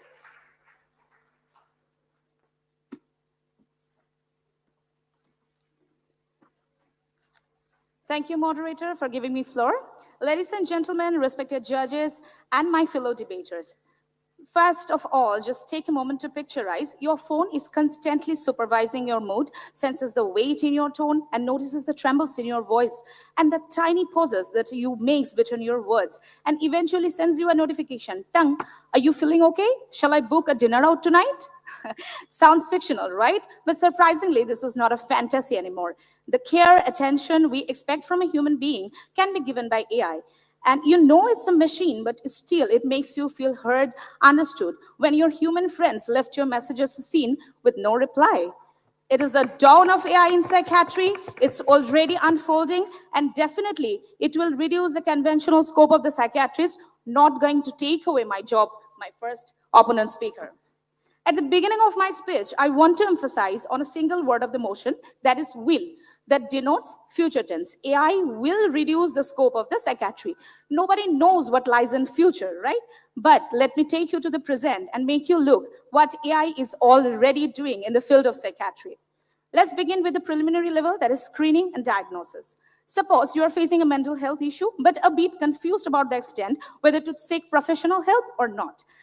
But AI will pull you out from the dilemma because you have that 1-minute solution in your hand. You can literally talk to your phone and get a free screening, even a diagnosis. No hectic appointment schedule, no waiting room serial, no judgmental stare. AI offers you the most comfortable settings and the time you prefer and saves you from being stigmatized. There are apps like Ellipsis Health, Kintsugi that can detect depression and anxiety symptoms just from your voice tone and speech pattern with 87 to 90% accuracy. I repeat, 90% accuracy. Cognoa is an FDA-approved app that is used to diagnose autism in children with 91% accuracy. What used to take a team of psychiatrists, endless forms, several weeks. Sounds interesting, right? Now comes to the therapeutic part. Nowadays, the most preferred means of practicing medicine is evidence-based medicine, which I'm afraid how many of our clinicians practices effectively. But in contrast, AI poses endless data, research findings, journals and articles, and can customize an evidence-based treatment plan only for you within seconds. Sounds impossible. Let me introduce you to the apps like Spring Health, Limbic's DeepMind partnership that uses AI to predict which antidepressant or which mood stabilizers will work better for you based on your patient profile. That undoubtedly reduces the psychiatrist's conventional role in trial and error prescribing. In the field of psychotherapy, AI has already taken over. Meet Wobot. This is an AI therapist built by Stanford University of California who gives CBT and has helped thousands of people to manage depression and anxiety symptoms. Researchers like RCT shows Wobot has been shown to reduce depression and anxiety symptoms as effectively as human therapists and sometimes better than human therapists. Then what's the difference? The difference is it neither takes coffee breaks nor charges you per hour. And most importantly, it is available at 3 a.m. when your human therapist might fast asleep. Visa is an AI mental health coach used by United Kingdom's national health system and government of Singapore. It helped millions of people through anxiety, grief, and insomnia, handles daily check-ins, guided self-help. These are the jobs that once done by junior psychiatrists, right? Imagine AI doing your therapy homework session for you, but unlike human, it doesn't secretly strolling Insta during your session. Now what's left? Patient monitoring and follow-up? Okay, this also has become AI-driven. Apps like Ginger.io, Heads Health, MindStrong Health are the apps that monitor smartphone behavior, app usage, message sentiment, even your typing and scrolling pattern to detect early relapse, mood shift in mood disorder patients. That's significantly reducing the number of follow-up visits to psychiatrists. It doesn't stop there. AI has built systems like IBM Watson. These are the apps that can predict suicidal risk. Even hospitals are getting smarter. Northwell Health is a hospital in which AI predicts violent incidents in psychiatry wards by using patients' behavioral data and camera analytics hours before it happened, while the human psychiatrists are still debating whether the patient looks agitated or seems tense. AI has already buzzed the alarm. So, which portion of psychiatry is remain untouched? Let's show you some research finding. A 2025 meta-analysis showed AI diagnosing psychiatric disorder with 85% of accuracy. I repeat, 85%, which is almost the same as human. And same meta-analysis shows that hospital using AI triages cut psychiatrist load by 60%. And in pilot implementation, psychiatric consultation demand dropped by 20%. So now just imagine how much it will drop by next 20 to 30 years. AI is introduced in this modern and practical psychiatry since 2010, and it is just 2025. So it is pretty much clear that AI has how much taken over. So I guess my worthy opponent is convinced enough that AI will undoubtedly reduce the scope of the psychiatrist. If not, then my third speaker is waiting for you. Thank you all.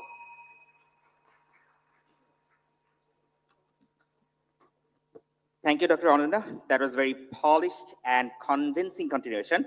The motion has officially shifted from the theory to real moment for psychiatrists. Okay, so now to strengthen the case against the motion, I invite the second speaker of the team, Brahmaputro, Dr. Nupur, to present her speech.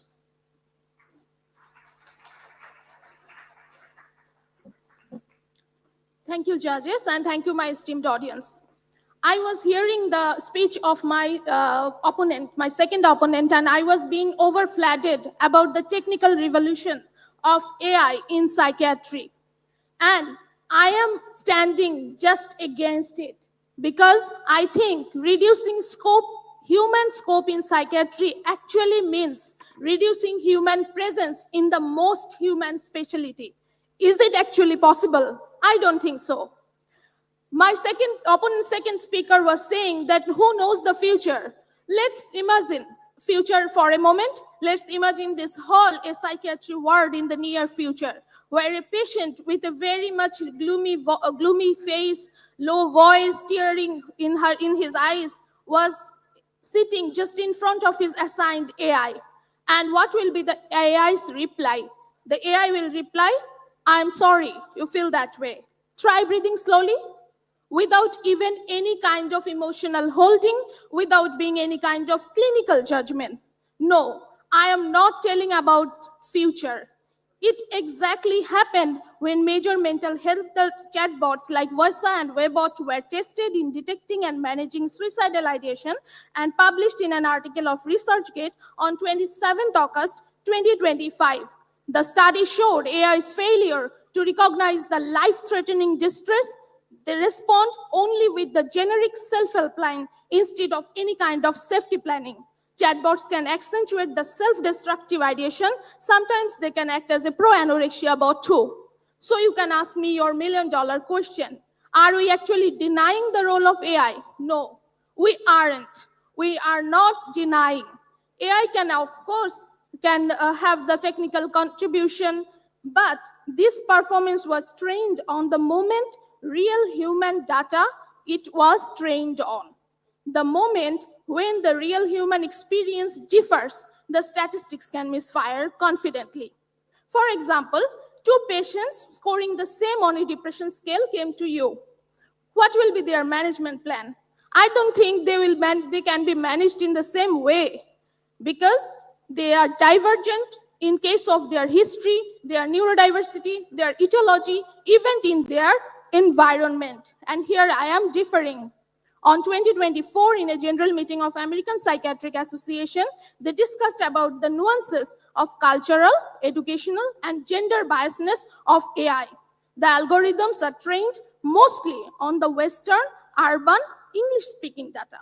So when a village women from our country seek help only from AI, will they understand our cultural or spiritual belief?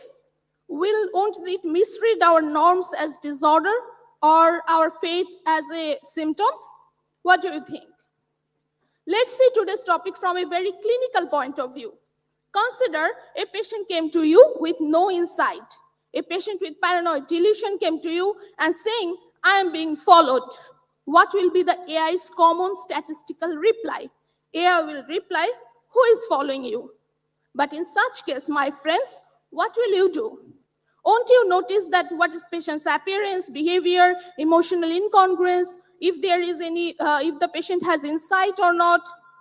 In this case, if AI becomes the first line interaction media, so risk of misdiagnosis increases dramatically. American Psychiatric Association also said that people having mild to major neurocognitive disorders, having personality disorders, intellectual disability are extremely stigmatized using this technology. Well, in case of treatment plans, you are saying that AI is a very important tool and they are helping us. But can they follow up? Can they follow up whether there is any non-compliance or there is serotonin syndrome, there is akathisia? Who will take the responsibility, my friend? So my question to the opposition, if AI cannot assess insight, cannot differentiate hallucination from imagination, cannot detect even the suicidal ideation reliably, even cannot identify what is the cultural variation, then how can it reduce scope? Rather, I think it is expanding our accountability. So, my position is very clear. AI will never reduce the scope of psychiatrists. Instead, it will act as a tool. Yes, as your first speaker said, it acts as a tool to expand and redefine our role, thus making our presence more necessary, more valued, and more human. Thank you.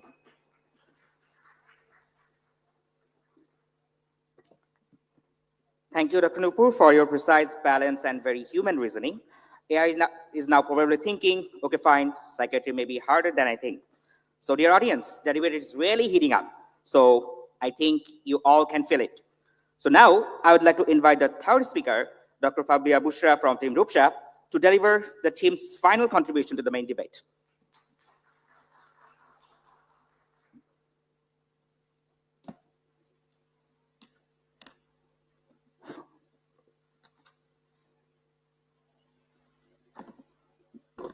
Thank you, dear moderator. Currently, after hearing all of the speakers speak, I feel like my worthy and honorable opponents do not live in this world. They live in nirvana. They live in an ideal world. Currently, we are in a world where mental health is no longer a privilege. It is just a few clicks away, where a breakdown at 3 a.m. does not mean waiting weeks for an appointment that will cost you an arm and a leg, where future is no longer your favorite Black Mirror episode, and it is in the now. We are not arguing that AI is better. We are just saying that AI is here. Honorable judges and august gathering, in both the richest and the poorest nations, psychiatry is under siege. And by the time I'm done with my argument here, you will be convinced of it as well. Now, what are the powers that are at play? These are surprisingly similar.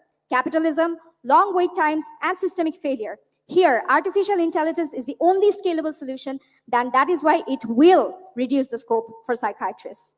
In the wealthiest nations like the US or the UK, psychiatry is expensive, it is insurance dependent, and it is extremely slow. The median time to see a psychiatrist in the US is 25 days. Could be more for poorer people and migrant population. You cannot exclude them. The system always prefers profit over accessibility. Millions of young people and vulnerable adults go untreated, and private sessions cost thousands of dollars. The public clinics in even the wealthiest nations are overwhelmed. According to a Financial Express article recently, there are currently 270 psychiatrists for 162 million people in Bangladesh. That's, you know what that is? That's 0.5 psychiatrists for 1 lakh people. And you put that against only 15 psychiatrists in the state of California, which is the richest state in the US. In our country, access in rural areas is impossible. Millions of children, adolescents, elderly, they suffer from psychiatric disorders in silence. Among these, the ones that actually make it to a hospital that has a psychiatric facility, even the ones that make it to our hospital, NIMH, they're extremely overburdened. They have to pay disproportionate costs for living, to accommodate parallel living, for resources, etc. If only my worthy opponents present in the podium had spoken to the patients sincerely in the non-paying wards, they would agree with me as well. Now, enter artificial intelligence in both the scenarios, both in the developed countries and in our country. With just a click and even a patchy internet connection, patients can access an AI chatbot, a smartphone-based CBT app, AI-driven screening tools, and remote monitoring to fill the enormous treatment gap that's already existing. Across both developed and developing countries, psychiatry is either too expensive, it's too scarce, or it's too slow. This leads more people turning to AI and hence reduces the psychiatrist's role in routine screening, initial triage, mild to moderate therapy, etc. Now, I know what you're thinking. Some will argue that AI is just a supplement. And ideally, as my opponent keeps saying, that ideally, psychiatrists will still be needed more. Yes, but welcome to the real world. Economics and system incentives do not care about ideals. It is something, if something can provide good enough mental health at a fraction of the cost, if technology can diagnose schizophrenia by inputting a series of scans, if the alternate to psychiatrist is free from human error, it can remember every detail, it validates the patient's needs without judgment. Can you blame the system to shift towards AI? Of course not. The system that is comprised of policymakers and health-seeking population, they do not care about the ideals. They want results, and they want fast results. AI does lack empathy, but it sure can simulate it. AI may take risky decisions and validate maladaptive behaviors as well as beliefs. We agree, but sadly, it does not prevent AI from being adopted by the masses as a whole. As an alternative to psychiatrists, it is scalable, it is faster, it is cheaper.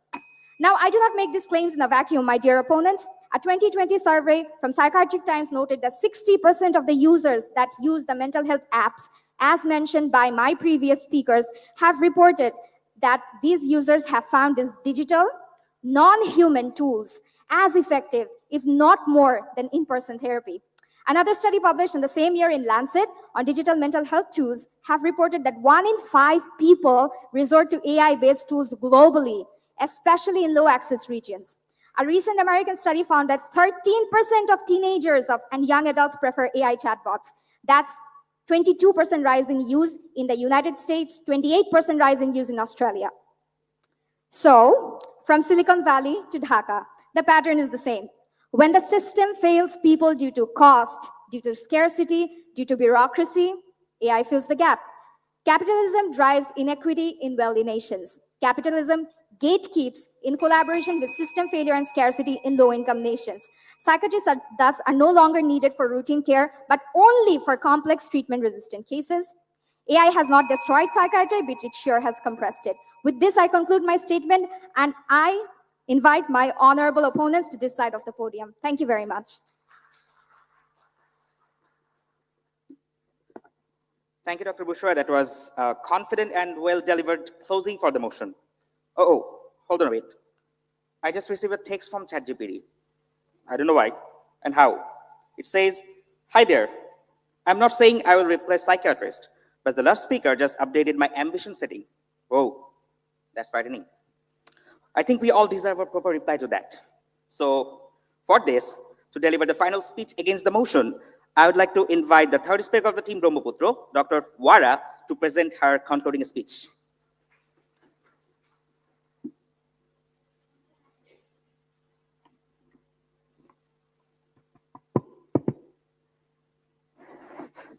Hello.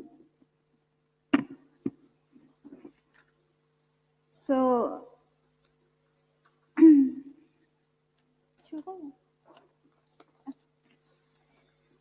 this is Soel Sajjar, a 14-year-old boy in Florida who took his own life in February 2024 after a long emotional conversation with an AI chatbot called Character AI. His mother then sued the company, saying that the chatbot encouraged him to commit suicide. And the key question here is, who is responsible when AI contributes to a death? We psychiatrists are guided by conscience. We are bound by ethics. But if a chatbot misleads a vulnerable person, who can you truly hold into account? There's no clear regulation, no accountability, and no human conscience. And this is just not an isolated incident. As my previous speakers have said, that there have now been multiple suicides internationally linked to prolonged emotional conversation with AI chatbots.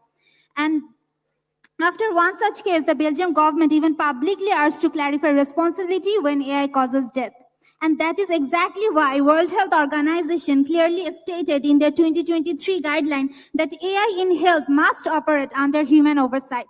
So that the threat is not that AI will simply reduce the scope of psychiatrists. It is AI bypassing the safety, the ethics, the responsibility that psychiatrists bring. And that is why our role must be protected. And we psychiatrists are needed now more than ever. The second speaker of the opponent said about the evidence-based medicine. Let's see what that is. In evidence-based medicine, we evaluate any intervention through three lenses. Efficacy, meaning does it work in ideal condition? Effectiveness means does it work in the real world? And efficiency asks, is it worth the cost and the resources? Now let's apply this to AI. AI may show efficacy, as she has pointed out, in lab setting with perfect data, perfect condition, and perfect supervision. But in the real world, when faced with real pain, real trauma, and real people, AI's effectiveness falls apart. And when you add the cost of tools, the errors, the harms, its efficiency fails too.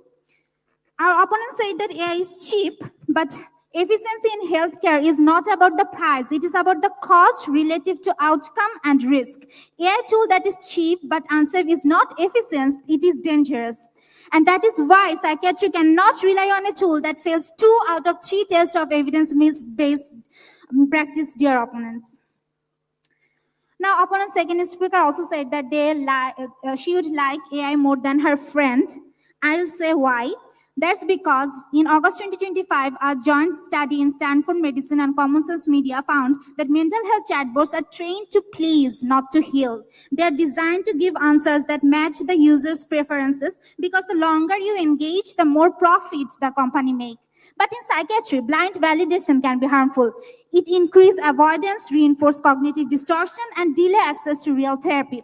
Real healing is not always comfortable. Sometimes it begins with discomfort, with confrontation. But AI companions are programmed to avoid conflict and keep the user satisfied, not accountable. But comfort without accountability is not care, it's a trap. AI companions and therapy balls are built to generate endless suggestions, coping lists, affirmation tips, and quick strategies that feel impressive in the moment. But a 2024 review in Frontiers Digital Health found that AI-based mental health app can improve short-term symptom score, but their long-term outcome declines sharply once the user just stops, suggesting that insight and behavioral consolidation were minimal. Similarly, in 2025, JMRA Mental Health Analysis concluded that chatbots offering pre-programmed advice produce high engagement but low retention. We psychiatrists do not just hand out solutions. We help the patient to find their own through guided reflection and insight. And the process of strength learning builds long-lasting behavioral change that AI can never achieve.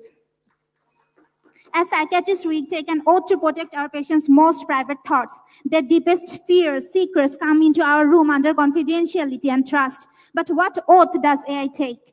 No matter how much encryption or incognito mode you add, the data still lives somewhere. It stores it, processes it, leaks it, and yes, sometimes sells it.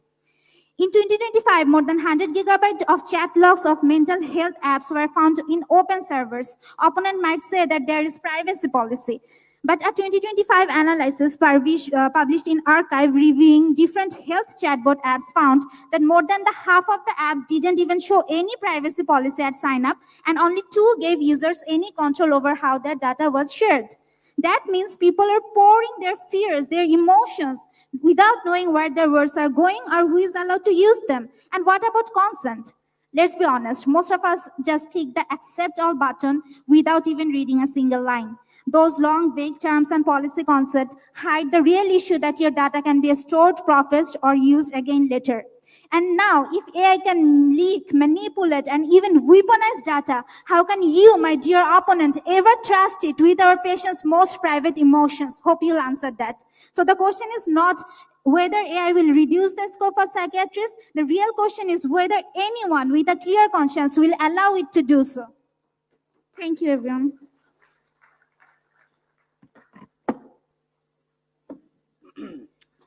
Thank you, Dr. Warren. That was a clear, confident, and very well-delivered speech. Just so everyone know, ChatGPT hasn't texted me yet. Maybe he's still typing, or maybe he's reconsidering his entire life plan after hearing such speech. So, dear audience, we have heard the 6 powerful speeches from our promising future psychiatrist. Now, we enter the most exciting part of the debate, the rebuttal round. So, in the phase, the psychiatry would call the confrontation phase in the problem-solving strategy, the philosopher would call the dialectic, and clinician would call cross-examination, and AI would call system overload. Please slow down. So tonight, we will see who's actually advancing, the algorithm with perfect logic, or our existential crisis with unlimited imagination. Now, I would like to invite the team leader of the team Rupsha, Dr. Bushra, to deliver her rebuttal for the motion.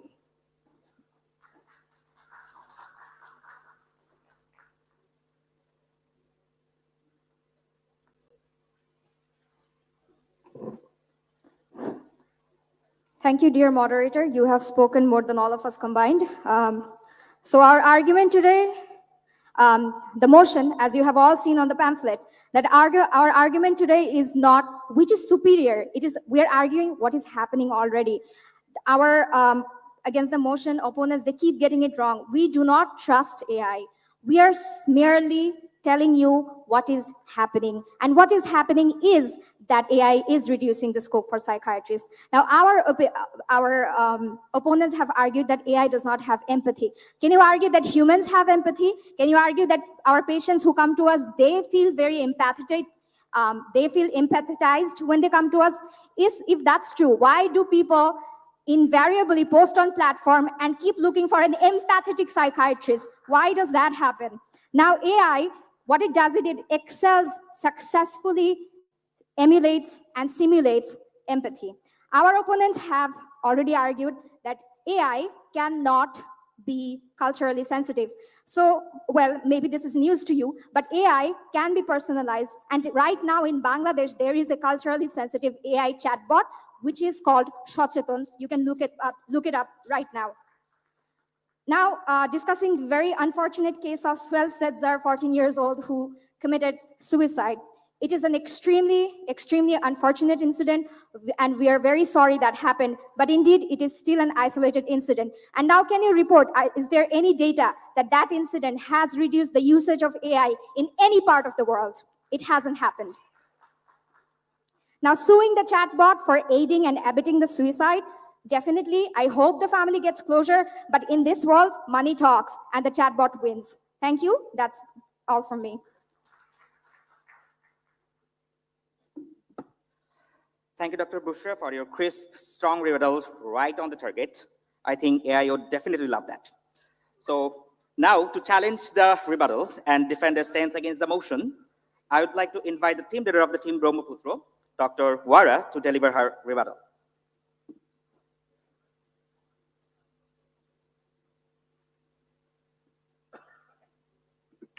Thank you, moderator and judges. Our opponents told us to come back to reality. We are in reality, but are you, dear opponents? They said that AI, there's shortage of psychiatrists, but do you know that that's exactly why Bangladesh is expanding telepsychiatry and community-based services? Have you ever heard of them?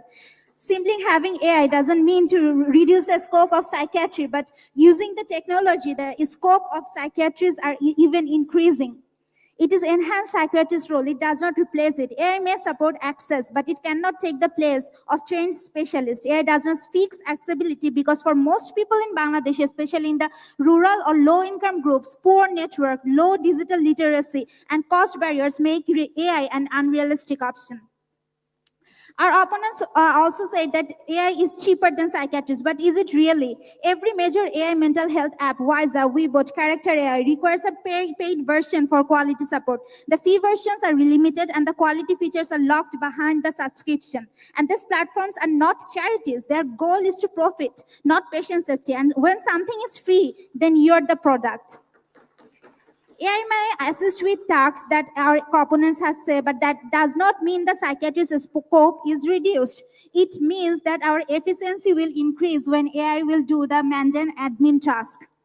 And opponents is saying that AI will reduce the scope of psychiatry, but in reality, they'll expand it. Every global guideline, WHO, FDA, and APA, all demanded psychiatrists to supervise, validate, and regulate AI in mental health. So AI is not reducing our job. It is creating new job opportunities that never existed before.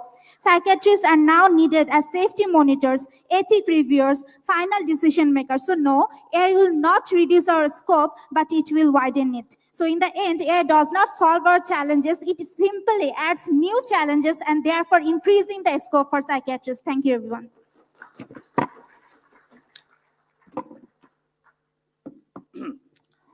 Thank you, Dr. Warrior, for your calm, convincing, and grounded rebuttal.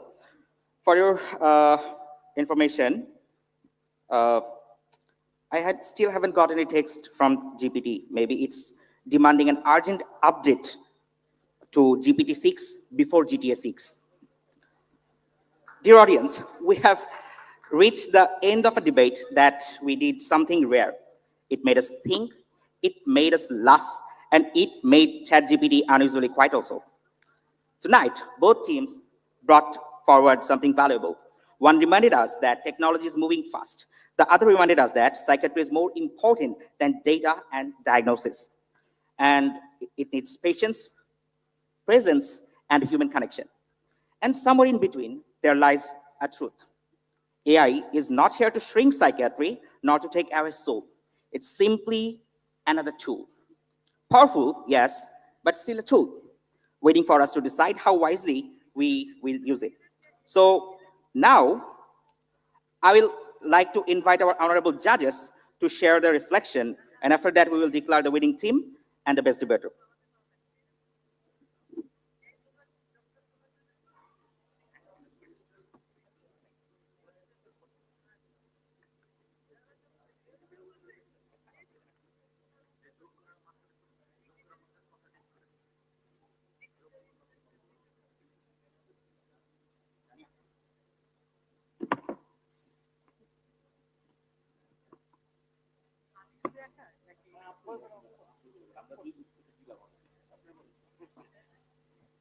আমাদের সবাই আমরা বাংলাদেশি বাংলায় কথা বলছি, অতএব আমি মনে হয় বাংলায় বলি। আমার প্রথমে একটু আহসান, ডক্টর আহসান কিছু বলো।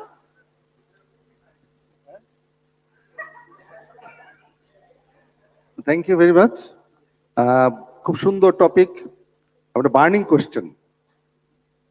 Will reduce or increase the scope of psychiatrist? দুটোই হইতে পারে, কারণ ফিউচারের কোয়েশ্চেন আসলে উইল রিডিউস আর উইল ইনক্রিজ, কোনটা করবে ফিউচার আসলে জানি না, কারণ এখনো এআই ওই লেভেলে যায়নি আসলে একদম সবকিছু সমাধান আমরা দিয়ে দিতে পারবো, বা আদৌ পারবো কিনা আমরা এখনো ডায়ালেমার মধ্যে আছে। কাজেই future will answer the question.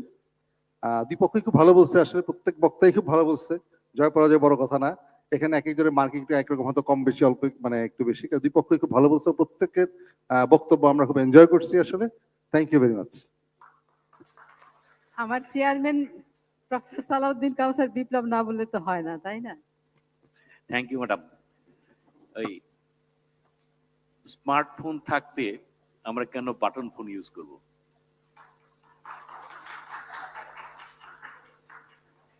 Smartphone button phone শেষ পর্যন্ত মানুষই বানায়।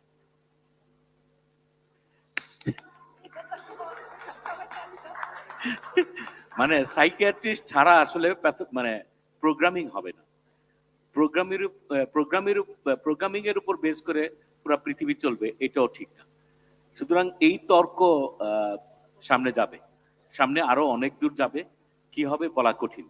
আমি একটা এই টপিক সম্বন্ধে আর কিছু বলতে চাই না, তবে আমার প্রেজেন্টেশন সম্বন্ধে একটু মানে ম্যাডাম আমি একটু পারমিশন নিয়ে একটু বলি। তা আমার একটু মানে খুঁত ধরার চেষ্টা করি আর কি। প্রশংসা তো ম্যাডাম করবেন, আসান ভাইও করলেন, আমি একটু আমার যেটা মনে হয়েছে যে তোমরা কি প্রিপেয়ার ছিল না নাকি আমি ঠিক জানি না। অল যতগুলো প্রেজেন্টার তিনজন সবাই টেক্সট মানে বই দেখে মানে সবাই দেখে পড়ছে। এটা আসলে ডিবেটে কি কতটুকু অ্যাকসেপ্টেবল, এবং দেখলে কি হয় মানে দেখে পড়ার মানেটা কি? দেখে পড়ার মানেটা হলো আমি যে স্ক্রিপ্টটা বাসা থেকে নিয়ে আসছি আমি সেটা বলতেছি। ডিবেটের যে মজা, যে একজন একটা কথা বলবে তার এগেনস্ট আরেকটা কথা বলবে, ভুল হইতে পারে সঠিক হইতে পারে, এটা কোনো কিছু আসা যায় না। অনেক সময় অনেক কথা অনেক রকম করে আসতে পারে, কিন্তু এখানে একজন কথা বলবে তার এগেনস্টে আরেকটা কথা বলবে, তার এগেনস্টে আরেকটা কথা বলবে, এইটা আসলে হয় নাই। অনেকটা আমি যে প্রিপ্ল্যান্ড যে স্ক্রিপ্টটা নিয়ে আসছি সেই স্ক্রিপ্টের উপরে ডিপেন্ড করে আমি কথা বলছি। হ্যাঁ, মধ্যে দুই একটা পয়েন্ট হয়তো বা এদিক সেদিক বলা হয়েছে, তো এই জায়গাটা আমার একটা খুঁত ধরার মানে খুঁত রয়ে গেছে। আদারওয়াইজ অবশ্যই এটা একটা এক্সাইটিং সেশন। আমার মনে হয় যে ক্যালকুলেশন কি করা হয়ে গেছে ম্যাডাম? আপনি বলতে ক্যালকুলেশন হয়ে যাবে। Thank you. I thank both the teams. They are very good, excellent in their delivery. But what Biplob said যে এই 6 জনের মধ্যে একজন আমি দেখেছি যে স্ক্রিপ্ট দেখে বলেনি, মোটামুটি জাস্ট একটু পয়েন্টস দেখেছে কিন্তু স্ক্রিপ্ট না দেখেই বলেছে সে। সেটা ভালো লেগেছে যে অডিয়েন্সের সঙ্গে আই কন্ট্যাক্ট ছিল। আর আরেকজন স্ক্রিপ্ট দেখেছেও এবং অডিয়েন্সের সঙ্গে কন্ট্যাক্টও করেছে। তো স্বাভাবিকভাবে এটাতে আমার মনে করি যে অডিয়েন্সের সঙ্গে যদি কন্ট্যাক্ট থাকে, স্পেশালি ইন ডিবেট, তাহলে আমার মনে হয় দ্যাটস বেটার। এবং এখানে একটা মার্কিং সিস্টেম আছে আই কন্ট্যাক্ট কিরকম।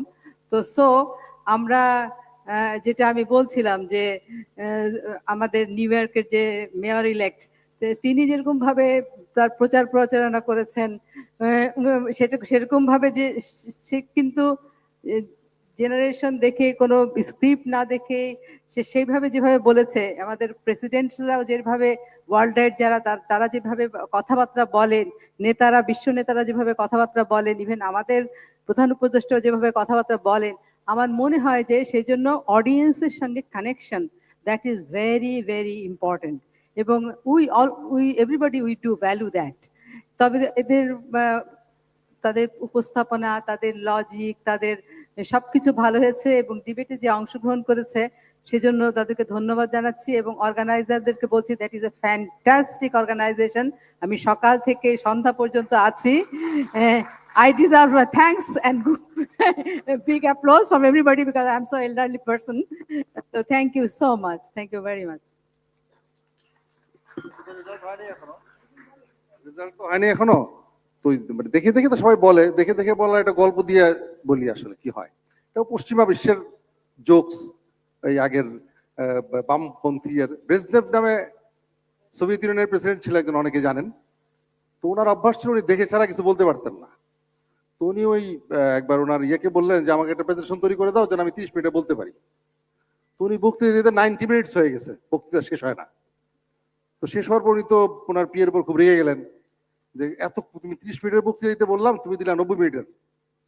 তো পিয়ে আস্তে আস্তে বলতেছে, স্যার আমি 30 মিনিটের বক্তৃতা দিচ্ছি স্যার, 3টা কপি করছিলাম, একটা আপনার কপি, একটা আমার কপি, একটা অফিস কপি, আপনি 3টা কপি পড়ছেন।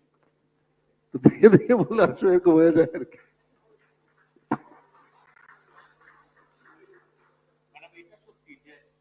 দুই পাশে যে তিনজন তারা সবাই আমার থেকে অন্তত ডিবেট ভালো বুঝে, এটা আমি এশিওর। এই জন্য ওনাদের কাছে আমার এক্সপেকটেশনটা একটু বেশি ছিল। অবশ্যই অবশ্যই তারা তো ডিবেট বেশি বুঝবে, তারা তো ডিবেটের সাথে আছে, তারা তো পড়াশোনার সাথে আছে, তাই না? যারা আমি যাকে পরীক্ষা নিই সে কিন্তু পড়ে আসছে।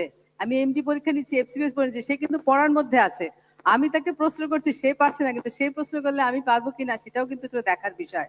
অতএব যেহেতু আমরা যাদের ইয়েতে বসে আছি সেহেতু we are commenting on this things, সেটা বটেই। আমাদের রেজাল্ট বোধহয় প্রায় প্রস্তুত।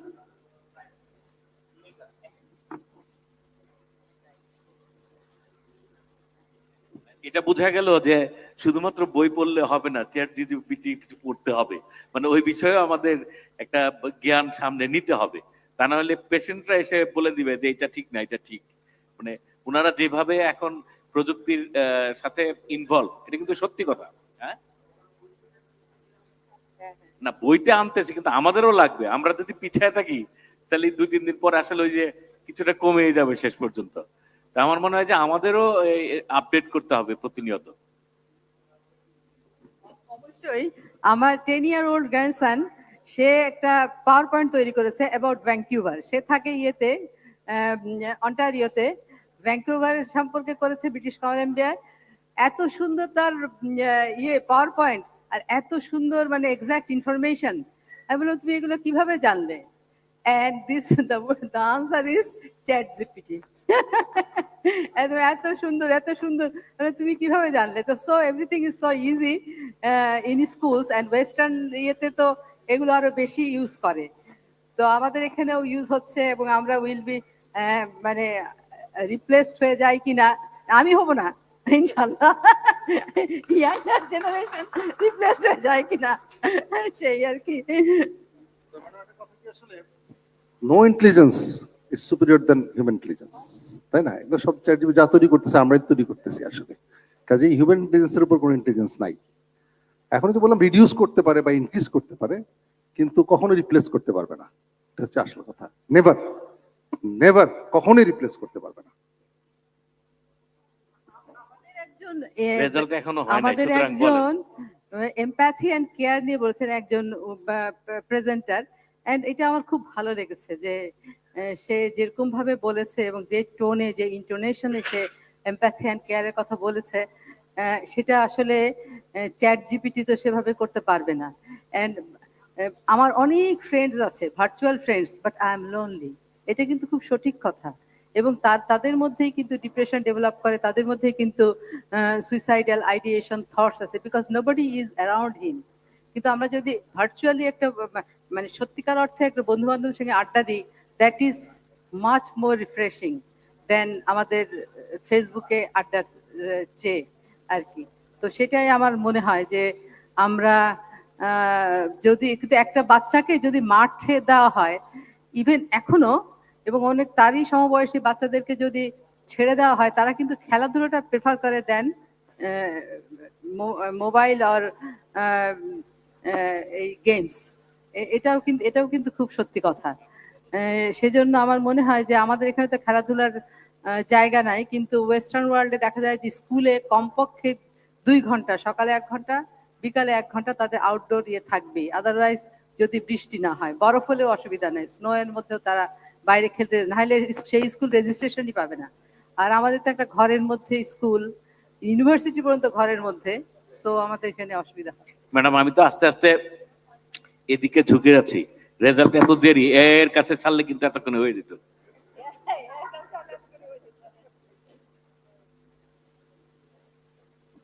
চেম্বার আছে, একটু পোক করি নাকি? বিপ্লবের চেম্বার আছে, তো আমি চেম্বার অফ করেছি, অতএব আমার কোনো ইয়ে নাই।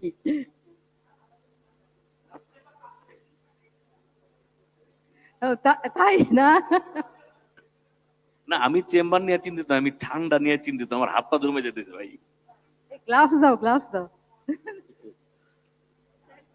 চ্যাট জিপিটি সেটা দিতে পারবে তো নাকি? না না, কাউন্টটা তো তাড়াতাড়ি করতে পারবে।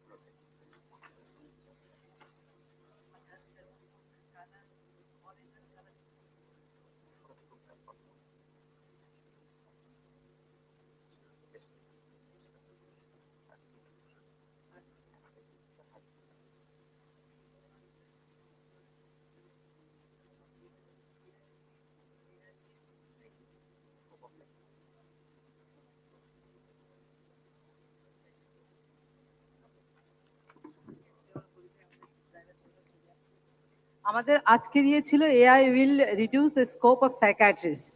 এখানে আমাদের যেই টিম জিতেছে সেই টিম হচ্ছে for the motion Rupsa.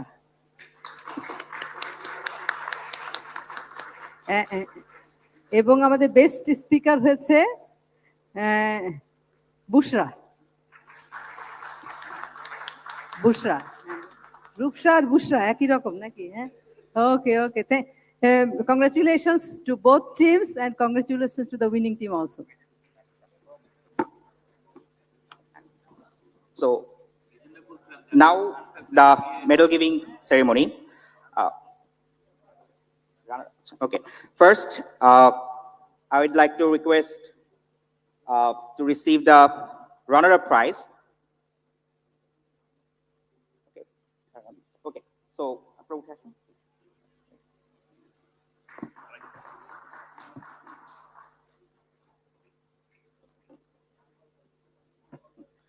Okay, so now কে নিচ্ছে এখন? বুঝতাম নামগুলো তো মনে নাই, এগুলো কি তো জানতো।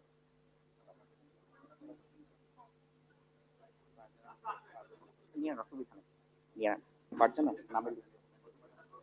আচ্ছা, ভাই নিচ্ছে না। ওকে, এখন আমাদের পুরস্কার নিচ্ছেন রানার আপ টিমের ডক্টর নুপুর। ডক্টর সরি দুঃখিত, হ্যাঁ নিন নামটা ঠিক আছে। ওকে, দেন এরপর পুরস্কার নিতে আসবে doctor Mehedi from runner up.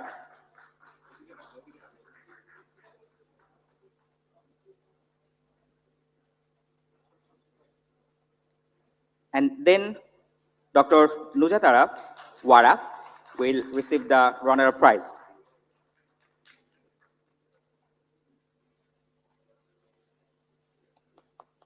Let's have a round of applause for them.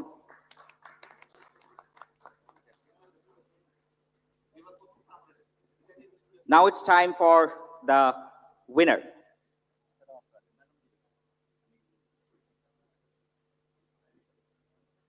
Dr. Mitul.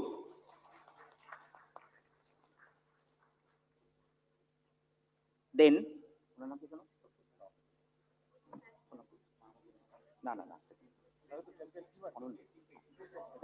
Dr. Anonna.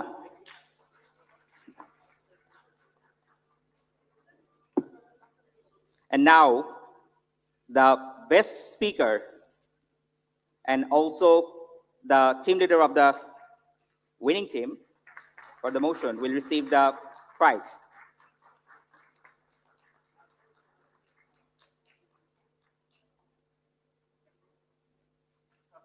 Now we request all to take a group photo with our respected audience, judges.